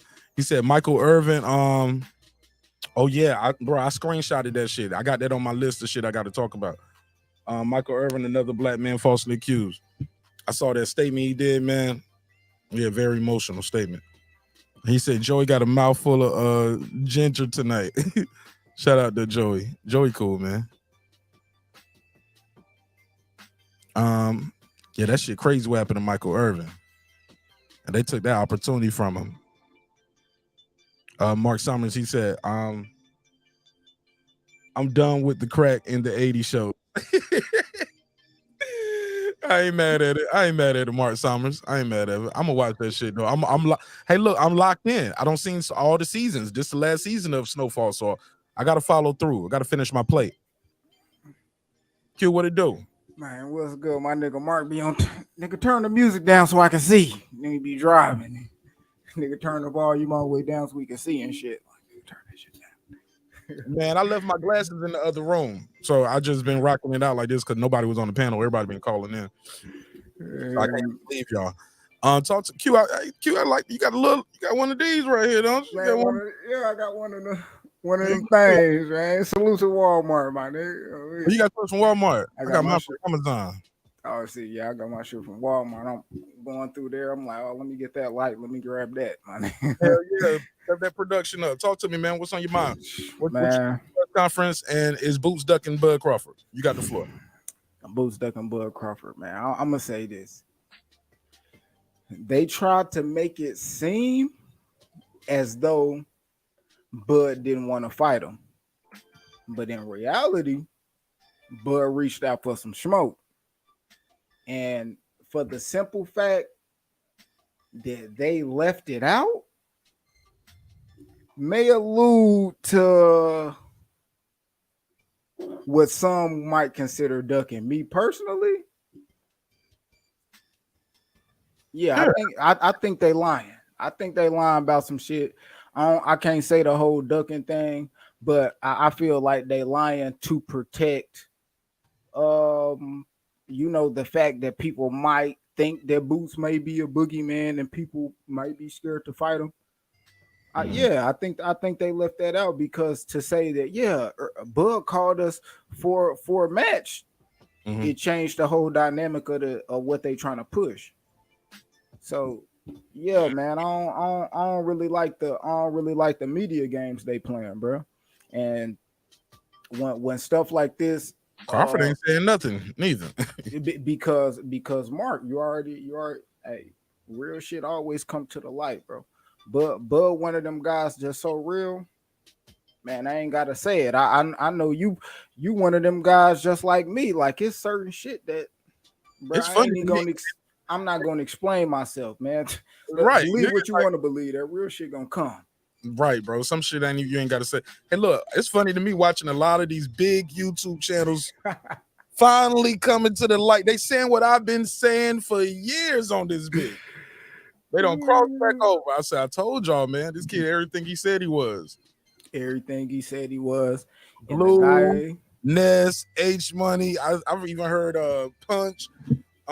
Shit, a lot of these dudes, Fred, a lot of them dudes saying what I've been saying for a long time. This kid Crawford, everything he said he was, dog.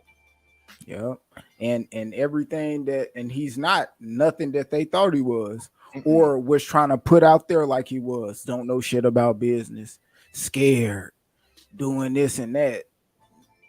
That's everything that your guy is, not wanting to smoke, bullshitting with his business. Errol, so I mean, we ain't talking about that. We ain't. Are you talking about that? Man, I'm glad you clicked the link, man. I'm gonna just fall back, just let you talk. This the damn Q to God show. Go ahead, man. You go ahead.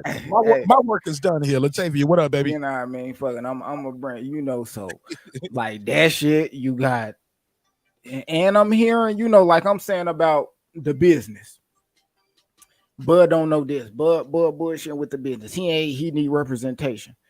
And if what they saying is true, as far as like Bud and Earl directly on the phone doing business, that's what Bud was saying. No Al.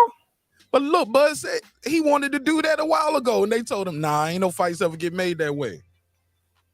And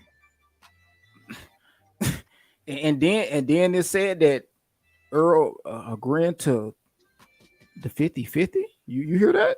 I didn't hear that. Now that's new news for me. Now I just seen it on Bushido. I follow Bushido. I like the content he puts. Y'all rock with Bushido. So he said that he got a call. They said that him and Earl, they've been going back and forth. They getting close to a deal. It's like 2 or 3 things that they got to figure out, and that Bud, they gonna be fighting in June possibly, and that Earl taking 50-50. He willing to go 50-50 on the fight. So beautiful.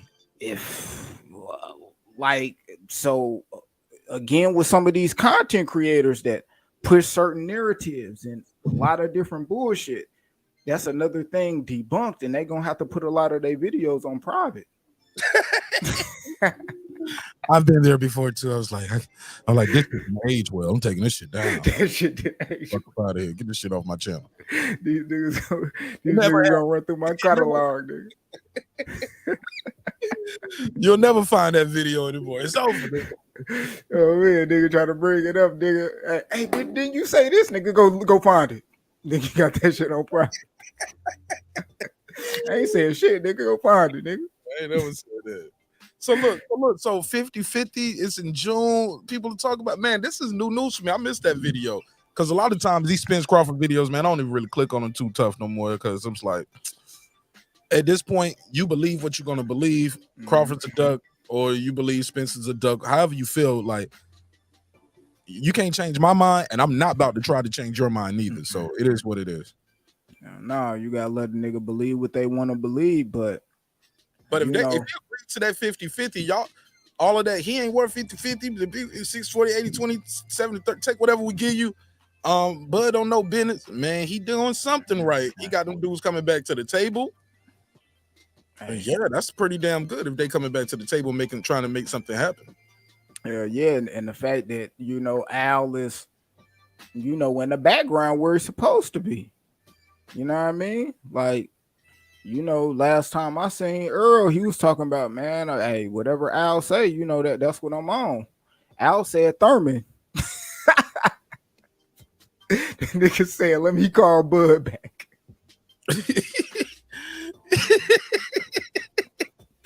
Yo, he is not fucking with Keith Thurman, bro. That motherfucker, he ain't joking about that Keith Thurman shit. You know, hey, that Keith Thurman, bro, that's a stain, bro. I think he's gonna fight Keith Thurman, bro. I ain't gonna lie. I don't believe it. I'm with Pittsburgh right here. He said, don't nobody believe that gossip until something is signed. Man, I believe, you know, Earl. You know, I believe Earl is a person that really care about what other people think of him. You know, care. Fuck no, fuck no. I mean, was talking about your mama should have gulped you, nigga. But that's a different type of reply. That's somebody trying to come at you in a disrespectful manner, and I'm gonna just meet you with the same shit. Now that's different from us hearing Earl saying, man, these people out here, man, whatever I could do to get them off me, man, they got, you know, that's different. But hey, we flat out seen Bud. Hey, we flat out seen Bud on K Abdu say, nah, that shit don't matter. I already did that when he was talking about, because they kind of got it confused, you know. He was like, I thought undisputed meant everything to you, woo. And he like, yeah, I already got it. You talking about again? Like, no, it's whatever, nigga. that let me know, like, fuck what they talking about, bro. Like, he willing to stand on his morals and what he said as a man, rather than let people just go on and think what they go, you know what I mean, want to think. If you think he's scared of Earl and this and that, he rather you think he's scared of Earl before he sign a contract and not get a fair shake. You know what I mean? And that's more morals than what somebody think about you. Now Earl, all things considered, the shit that people putting in his comment section in Twitter and shit like that, and what people thinking when you got your own fans turning against you, niggas that bought your shirts because they support you, and them the same people like, man, that nigga's, man, hell nah, man, fuck that. He like, man, I gotta, I might want to run this, even if I know I'm gonna lose. Fuck it, here's the most money I'm gonna make, and get these niggas off my back. Like it's kind of like Ryan. I mean, him fighting Tank, like, yeah, it's possible you can win, but do you really think you can beat him? And at the end of the day, fuck it, let me do it for my fans, bro. That's what they want. I'm gonna make the most money anyway, instead of just fighting a whole bunch of nobodies. Same with like fighting a Thurman, like, man, fight Bud and get the shit over with. All else fails, you lose and you go up.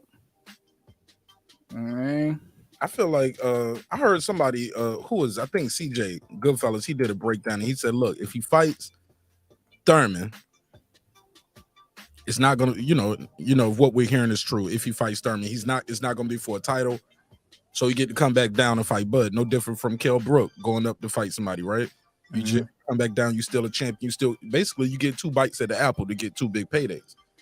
You know, if he loses the Bud, he could say, hey, yeah, it was the weight coming back down. It was like trying to make a built-in excuse. What's your take on that theory? He don't care about his fans. Crawford, I mean, not Crawford, but Earl don't care about his fans. Like Crawford, I mean, not Crawford, but Spence, in his mind, how I see it, my fans are my fans. The stuff that Earl is doing is for the other people that's not his fans, because we done seen Earl time after time, especially in recent times, shit on his fans. The same motherfuckers that was hollering 70-30, 60-40, this and that. He did the Brian Custer interview. laugh straight in their face. Ha! Nah, I was just joking. That wasn't real. Yeah, he said, That's man, what's like to your fans. who would have said that? You know what I mean? Like his fans are the ones that's gonna let him slide with the Thurman. Oh fuck, Thurman, that's a good fight. Woo, woo, woo, woo. But us, no, nigga, fuck that. That's nah, nigga. And what he doing? I don't think I want to take that Thurman. Fuck that, these niggas. You know what I mean? And I said I wasn't gonna do it in the first place. I don't care if my fans say that's a good fight and this and that, nigga. That ain't it. That's not enough. My fans is not enough money that's gonna make me fight that nigga. What you think you shook a Thurman or something? Like, what's your take on it? I don't think he shook a Thurman. I just think, like, at the end of the day, he was riding on he not taking no Thurman so bad, and then okay, you gonna get the Thurman. And I felt like it was a point in time where he was like, fuck it, I'm gonna take the Thurman. But that time was so short-lived before you hear the backlash, before you was able to sign and all that shit. Bud already hitting you like, hey, you gonna spin a block before the year up and he can sign and all that shit. Hey, you gonna spin a block, and boom, that's out there. You just can't gracefully take that Thurman and think that's gonna be cool. Like, nah, we're not cool with that. You and Bud, like, and that's where the effect where people really, or were Earl really starting to understand that your fan base and Bud fan base are the same fan base, my nigga. Like, you just got the ones that's picking you and the ones that's picking him. So you taking those fans and going to fight Thurman, bro, it's a gang of motherfuckers that's your fan and a Bud fan that's like, bro, that Thurman and Earl is not it, bro. Like, I'm an Earl fan, bro. That Thurman and Earl is not it, bro. You're not gonna get my money at all. That undercard better be crazy. You know what? And it's not going to be crazy. You know what the naysayers will say? Well, it's a better fight than Rocha. It's a better fight than David Avenesian. What's your take to that? It ain't a better fight than Bud, the same nigga who said spin the block. And that's where I'm standing at that. I don't care if you didn't like the Rocha and shit like that. I paid for the Rocha, nigga. Fuck you. Nigga, I'm not going to pay for that Thurman and him. And shit. And Earl probably, hey, Earl. Nigga, I'm in San Antonio. Hey, nigga, nah, it's not happening, bro. It's not. Oh, me. Like, he hear us, bro. Like I say, he don't care about his fans. He care about niggas like us, our opinions. If they believe it or not, I believe he care about the shit Q say, the shit that Mark say, the boxing fans like that. He care about that. We the same niggas that's gonna be going to the barbershop and talking our shit and spreading this out, bro. Point blank, period, bro. You're not gonna get it by it. You're not gonna pull the wool over the eyes of those fans, and you don't have a big enough fan base to reverse it. Cool, you got a cool fan base on YouTube, but Earl don't live on YouTube, my nigga. Earl still go to the real world. Earl still out here every day, and when he go out there, them same people, when you fighting Bud, when this and that, when this and that. And if they ask you when you fighting Bud and they know Bud said, hey, spin the block, and you say, I ain't fighting him, I'm fighting Thurman. Why you doing that? Because he fought Rocha. Yeah, that ain't. Stop it. Yeah, that Nah. That's who he's seeing in real life. Like, the internet shit is the internet shit. We already seen Earl come out. That's why I'm gonna say again, he don't care about his fans. We done seen Earl come out and shit on YouTubers. Them his fans, bro. The boxing egos, all them niggas that push that bullshit for him, we done seen him shit on them same people. Like, what are you talking about? Like, I don't follow homie. I don't know what he be saying. What he do? I don't know. I don't follow the nigga neither. I mean, but I'm saying, like, I know he out there and he one of the bigger channels. So I know when like certain shit gets said, it's, you know, especially when like Bud, he done named some of these guys by they name, like Earl talking about the same motherfuckers, bro. It's not like they can think what they want to just because, oh, most of my shit is leaning for Earl. That don't mean shit. He's not watching your videos. He sees some of them. He might see some of the shit that people send to him. But a motherfucker is not looking through all. Earl not going through watching all the shit that's people saying good shit about him. He know you saying good shit about him. That's cool. Let me see them hating ass niggas saying shit about me. Let me see that. Oh, she bullshit. And he gonna say something like, "Come on, man, like." I don't like he don't care about his fans like that, bro. He shit on them all the time, bro. Like, so that's why I feel like ultimately the Bud fight is really where he at with it, bro. That's the stance. He know that's his money fight. He know that's the legacy fight. He don't want people talking bad about him, bro. But I'm gonna let Food Revolution get on, and I'm not gonna watch the recap because I haven't finished watching. I haven't finished watching them. It's gonna be a members only episode anyway. Oh, okay. Oh, damn, you just you shit don't on me fuck because with I me ain't like no that. member. Yeah, that's only for the Yeah, members. I know, because you don't fuck with me. You took my wrench and shit, so I'm nah. You supposed to have one back. I square your way right now. You good? Nah, you good. Nah, man, but yeah, man.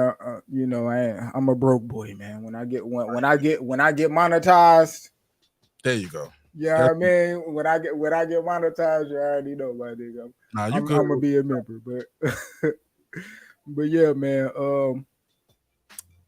Yeah, man. Earl shitting on these niggas, man, and I just want to see him. Just Earl taking the fight, man. A lot of niggas' videos gonna have to go on private. All that duck shit, all that he signing the Oscar, and he already got this. Like that shit ain't aged well at all, nigga. Aged like milk, my nigga. What you think of Bernard Hopkins saying, hey, look, after this fight, it's gonna open the doors to a lot of other fights. I'm about to be the biggest instigator. I thought that's what he was talking about right here too. Yeah, I think like, yeah, and I said on my channel, bro, I do think like Ryan and Tank making the fight, it do, like, as far as boxing, it do open the doors for a lot of other shit to get made, and for them to set a standard, a trend that big fights need to happen, regardless of what promoters think, regardless of what these managers think. You know what I mean? Leonard Smeller came on. Why y'all be messing and he said, like, man, if it was up to Ryan promoters, the fight would not go down. He said that. I think he repeated it twice. And then I thought the same time, Tank don't got y'all as no promoter. So now I know that's why the fight going down, because y'all ain't in control of his career. Tank Why took are they that shit there into then? control. Why are they? While they was there. I'm saying why were they there? Why was Leonard Ellaby there? Why did he get a chance to speak at the podium? He literally had a seat at the table on Tank Davis' side. Why is he there? I don't know. I think they wanted him to tell that Ryan story. Man, they didn't need him there to do that. That nigga didn't have to fly all the way to New York to do that shit. Oh no, man! He wanted to show niggas his new beard. I don't know why the nigga was there, bro. I mean, could it be he's still involved? Like his Calvin Ford. He said you got Golden Boy, Oscar De La Hoya, and then you got GTDT. And that's basically also basically Mayweather's. That's what he said. He said it's basically better known as Mayweather's. I think that's a piece. Like, you know what I mean? Not signing the Mayweather is not letting Floyd get double paid off you. You know what I mean? When I'm still with PBC, and that's still Floyd. Like, niggas already know. Like, if you can't mention Al without Floyd, Floyd without Al, that's just how it go. He gonna get paid, whether you think his name on the check or this or that, whatever, bro. That's Floyd. Point blank, period. You know what I mean? And I think that's probably why he was there, because, you know, you still got that, you know what I mean? But that's it. I don't, the fight got made not because of no damn Schmeller, B. You know what I mean? It got made because the parties involved, you know, and the reason why I think it will push forward, because it is a big fight, you know what I mean? And if you want to make that type of money and do what they gonna do, because I do know it's gonna be a big event. They gonna make a lot of money, pay-per-views, possibly sell out. Other fighters are gonna are going to want to follow behind that.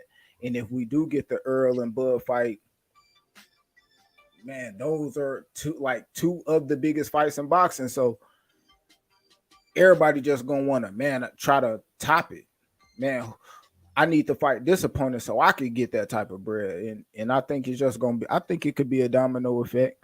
With these fighters taking it into their hands, bro. I believe it can, but time will ultimately tell. Everybody got to get treated right. Pittsburgh T, he said it's okay for Ryan to have Golden Boy, but not Tank to have equal representation. What the fuck? That's what he said. He said the fuck. What you mean? Tank, not Tank. He said because I guess LB in there. I was talking about like if they're not GOAT. That's a good question, Pittsburgh T. I'm kind of confused now. I don't know if he was talking to me or you. No, I thought he was talking to you, but he might be talking to me. I'm just saying if you're not signed to the guy, like, hey, look, I don't go into my new job with my old boss with me. You know what I'm saying? Why you bring the old boss to this new thing right here if he has nothing to do with it? He got a seat at the table. He gets up there, he's speaking, but his name on record ain't nowhere there. So I'm just still confused, like why Leonard was there if he has nothing to do with this. I don't know. Did they really I don't remember Calvin or Tank acknowledging them. Did you during when they was talking? I don't recall that neither. So I mean, I know he was fighting Tom Brown for position to get in that damn center pick right here. He was fighting for position to get right there. You ought to watch that video again. Watch when they walking up. You can see him and Tom Brown kind of shoulder to shoulder. You can see him edge up a little bit, trying to squeeze in there. Yeah, I think I got his picture. He sped up on Tom Brown. And it's like, hold on, let me get right here, bro. Hold on, I got you. Let me squeeze by you. It ain't the same. It ain't. Yeah, I don't know, bro. See, that's why I think I don't really think they fuck. Man, as a matter of fact, I know Tank don't fuck with that nigga like that. Cause I don't care if he, you know what I'm saying? I don't care. But why is he there then? If he's not involved, that's more of a reason. I don't know. See that's why I think that's probably people telling he need to leave Mayweather. I wasn't one of those people. I was like, Mayweather made this kid a star. Y'all wouldn't even know Tank Davis if it wasn't for Mayweather. Sorry, I said it. Being with Adrian Broner wasn't gonna get it for him. But yeah, here you go. Look at this. This one they walking up. It looked like they posed, but Leonard was just walking like that, like he was a pallbearer. He threw that shoulder in front of Tom Brown, and once he got that shoulder in front of him, he just squeezed right on in that picture. He in the center like the promoter. That's the promoter spot right there, ain't it? Yeah, but I don't the reason why it's crazy, because let's see if he's there tomorrow, and let's see if he's there the next 2 days too. How about that? Yeah, I'm gonna pay close attention to it and see the interaction between him and Tank, because I do remember. I know you probably remember. Remember when Tank in his last fight before he fought Hector Garcia? Yeah, his mom. He revealed that shit. Ellerby said Tank gonna knock him out and shit like that, and he was like, that's when he knew it was over. So that's why I'm like, man, that. Even in them pictures, you ain't see Ellerby put his little arm around him, smiling, we got the Tank is just he behind him. Just make sure I'm in the picture type shit. Only time I remember Tank mentioned it. Look, even when Tank spoke and he thanked everybody, he said he thanked everybody, Oscar, Showtime, blah, blah, blah. And he said, and my personal team as well, my personal team, he didn't go through the details. He didn't say, he said my personal team like 2 or 3 times. Also, when he did the interview afterwards and he apologized for being late, he said, I apologize to blah, blah, blah, Showtime, da, da, da. He said, even Golden Boy, even Mayweather, that was the only time I even heard him say it. Yeah. It should be interesting. If Leonard Ellerby is at these next 2 press conferences, that'll be telling. And if he's not there, that's going to say something too. But I didn't see that that TMT stamp on the backdrop and shit like that. So I seen the Golden Boy, I seen Ryan shit, I seen Tank. I ain't see no TMT stamp back there though. Pittsburgh T, I think you missing the forest for the trees. He said, there we go. That's what I was trying to say, Q. He's like, why complain about Tank's represent? We're not complaining about his. According to him, according to what we thought, he's not being represented by them no more. That's what we're trying to say. If you're with them still, that's cool too. For me, I don't care. It don't change what I think of the fight, or it don't change if I'm about to fight or if I'm a support Tank or not. So, but Golden Boy and Oscar being there for Ryan is totally different than, because we know he signed to them. That's obvious, you know. But seeing Ellaby there from Mayweather Promotions, you're like, why are you here? You know, I thought you didn't have nothing to do with this anymore. Thought you was at. That's what we're trying to say. So it's not about keeping the same energy. I'm just, you know, I don't have a bone to pick with De La Hoya, Golden Boy Promotion. I don't care. I don't have no beef with any promotional companies, any networks, none of that shit. I'm just curious why he's there. If he's not representing him, if he's there representing him, that's great too. Does that make sense, Pittsburgh T? That's what I'm trying to say. Yeah, maybe since I'm actually thinking like, since Floyd is gone, I mean, since Tank is, I guess, not with TMT no more, what does TMT have? And if TMT don't really have a fighter to put out there, then what is it for Leonard Ellerby to do? And it's like, all right, my nigga, you want to do some, go up there with Tank and shit for his little fight. Woo. But Tank has to agree with that, right? He signed off on that. He knew. He wasn't surprised like we were that Leonard was going to be there. He didn't find that shit out the day of. I don't know. Mayweather Promotions have Andrew Tabiti at heavyweight. They got Luis Arias, you know that. Mm-hmm. Got Mickey Scala. Shit, that's starting to get a little low now. I mean, like on a big stage where you would actually see Leonard Ellerby standing behind them, because Leonard Ellerby, them names you just named, when they asked him who else y'all got besides Tank, he couldn't even name them over. Rolly. And if you go to their website, they still Rolly not with him no more. Oh, okay. He's gone. He's gone with Mayweather. Rolly said he not signed with them no more for like the same thing we were just saying earlier. Like he was like, the same thing too, and we saw him on stage. Shit, I mean, shit, we'll see. I mean, Rolly, he was like, why sign to TMT if Al really run both of them, and I can just sign to Al through, you know what I mean, like that, and be fighting on the same network and shit like that. You know, I don't know. Yeah. But shit, I'm about to slide, big dog. Give me your final thoughts, cause I'm about to do this members only episode, and we're gonna do the same thing tomorrow, because we got 2 more press conferences, so we're gonna do a media reaction tomorrow. Pull up for that one if you're not doing one. I'm gonna pull up. I'm gonna do a media reaction. As soon as it ends, we're gonna start the button. You know, so click the button. So definitely pull up for that. Plug your dope ass channel. Let people know how they can reach you, follow you, and take us home, Q. Yeah, man. Y'all want to reach me? Y'all got any shit content y'all want me to talk about? Y'all can reach me at loststarterboxing5@gmail.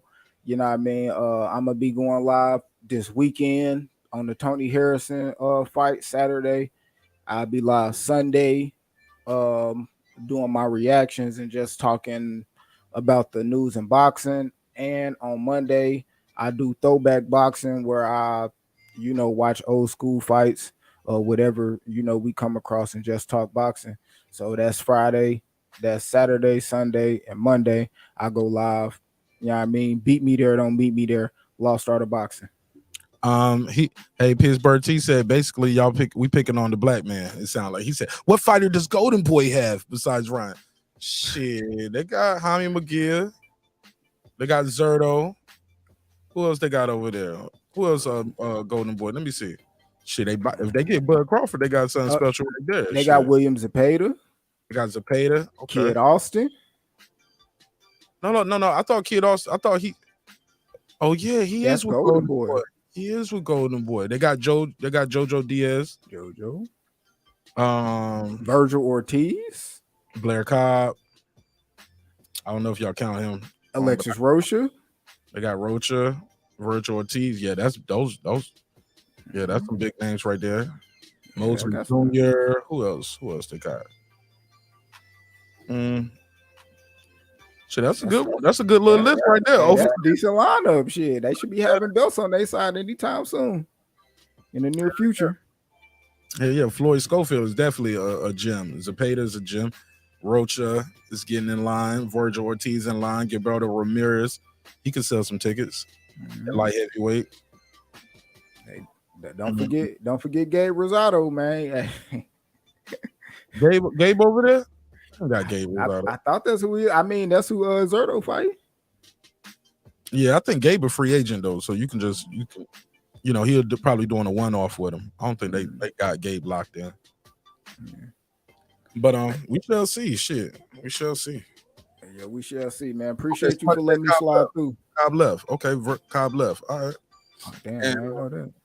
And Stephen Brimley say he just subbed to you, bro. So there you go. Man, salute my nigga Stephen Brown, man. What's good with you, fam? All it takes is one at a time, man. If you could go every episode you at, shit. You can leave with one or two people, shit.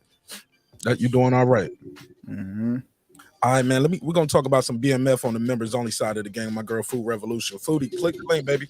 Let's go and start this shit. We're gonna start it right now. Thank you, bro. God bless. Shout out to my boy Q to God. Let's put it wrong button. Shout out to my boy Q to God. There we go.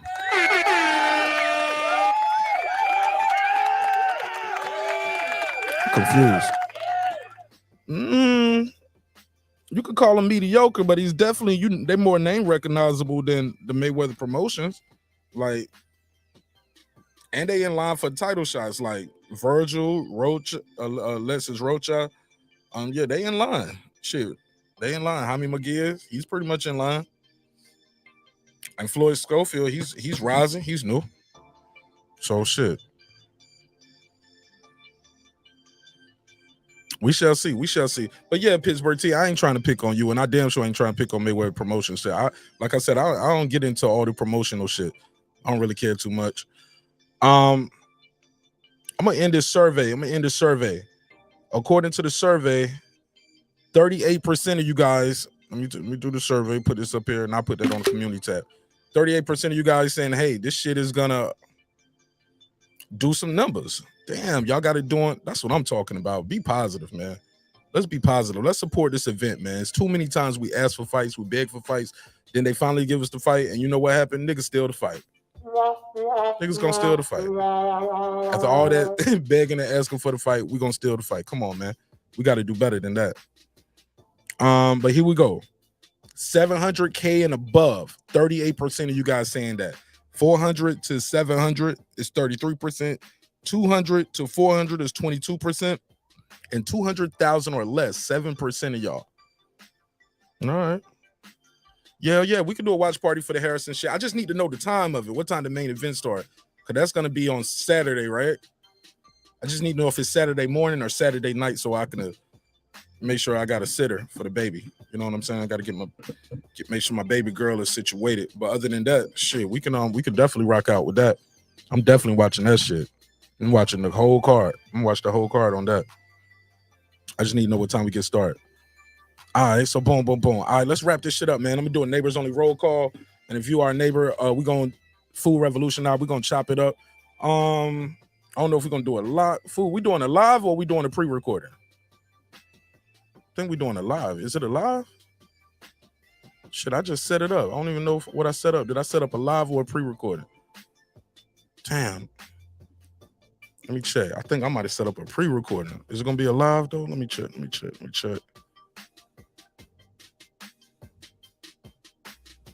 the studio. Damn.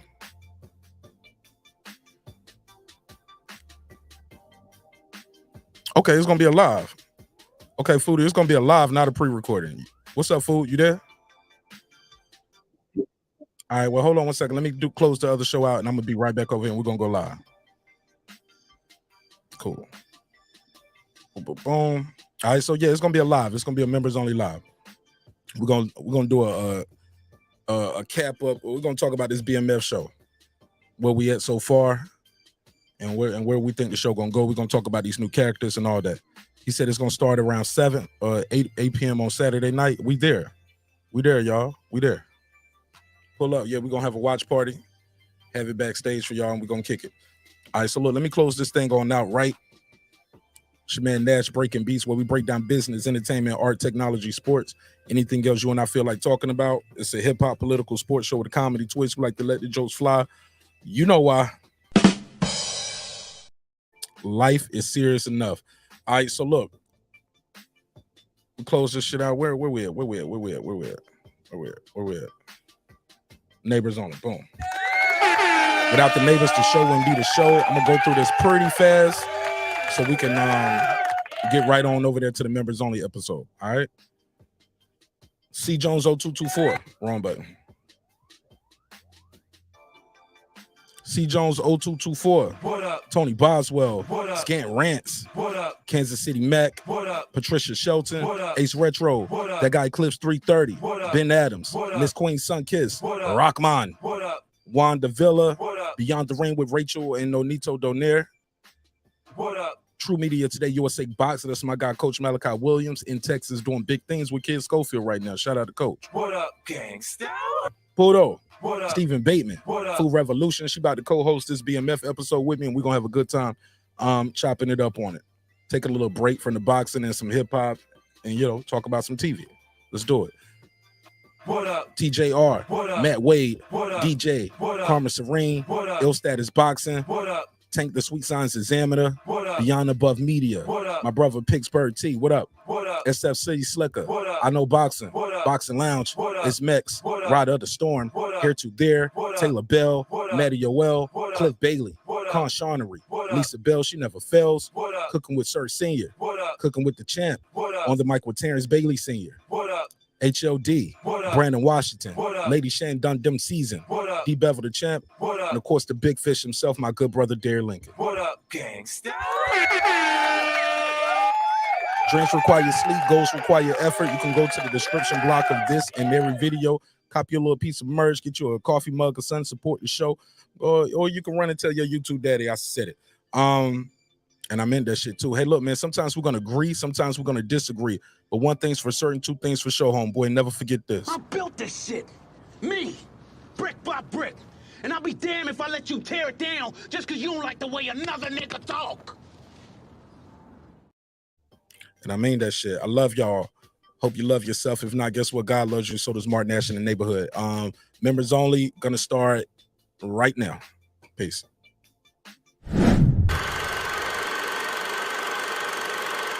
This that squad sound. This is madness.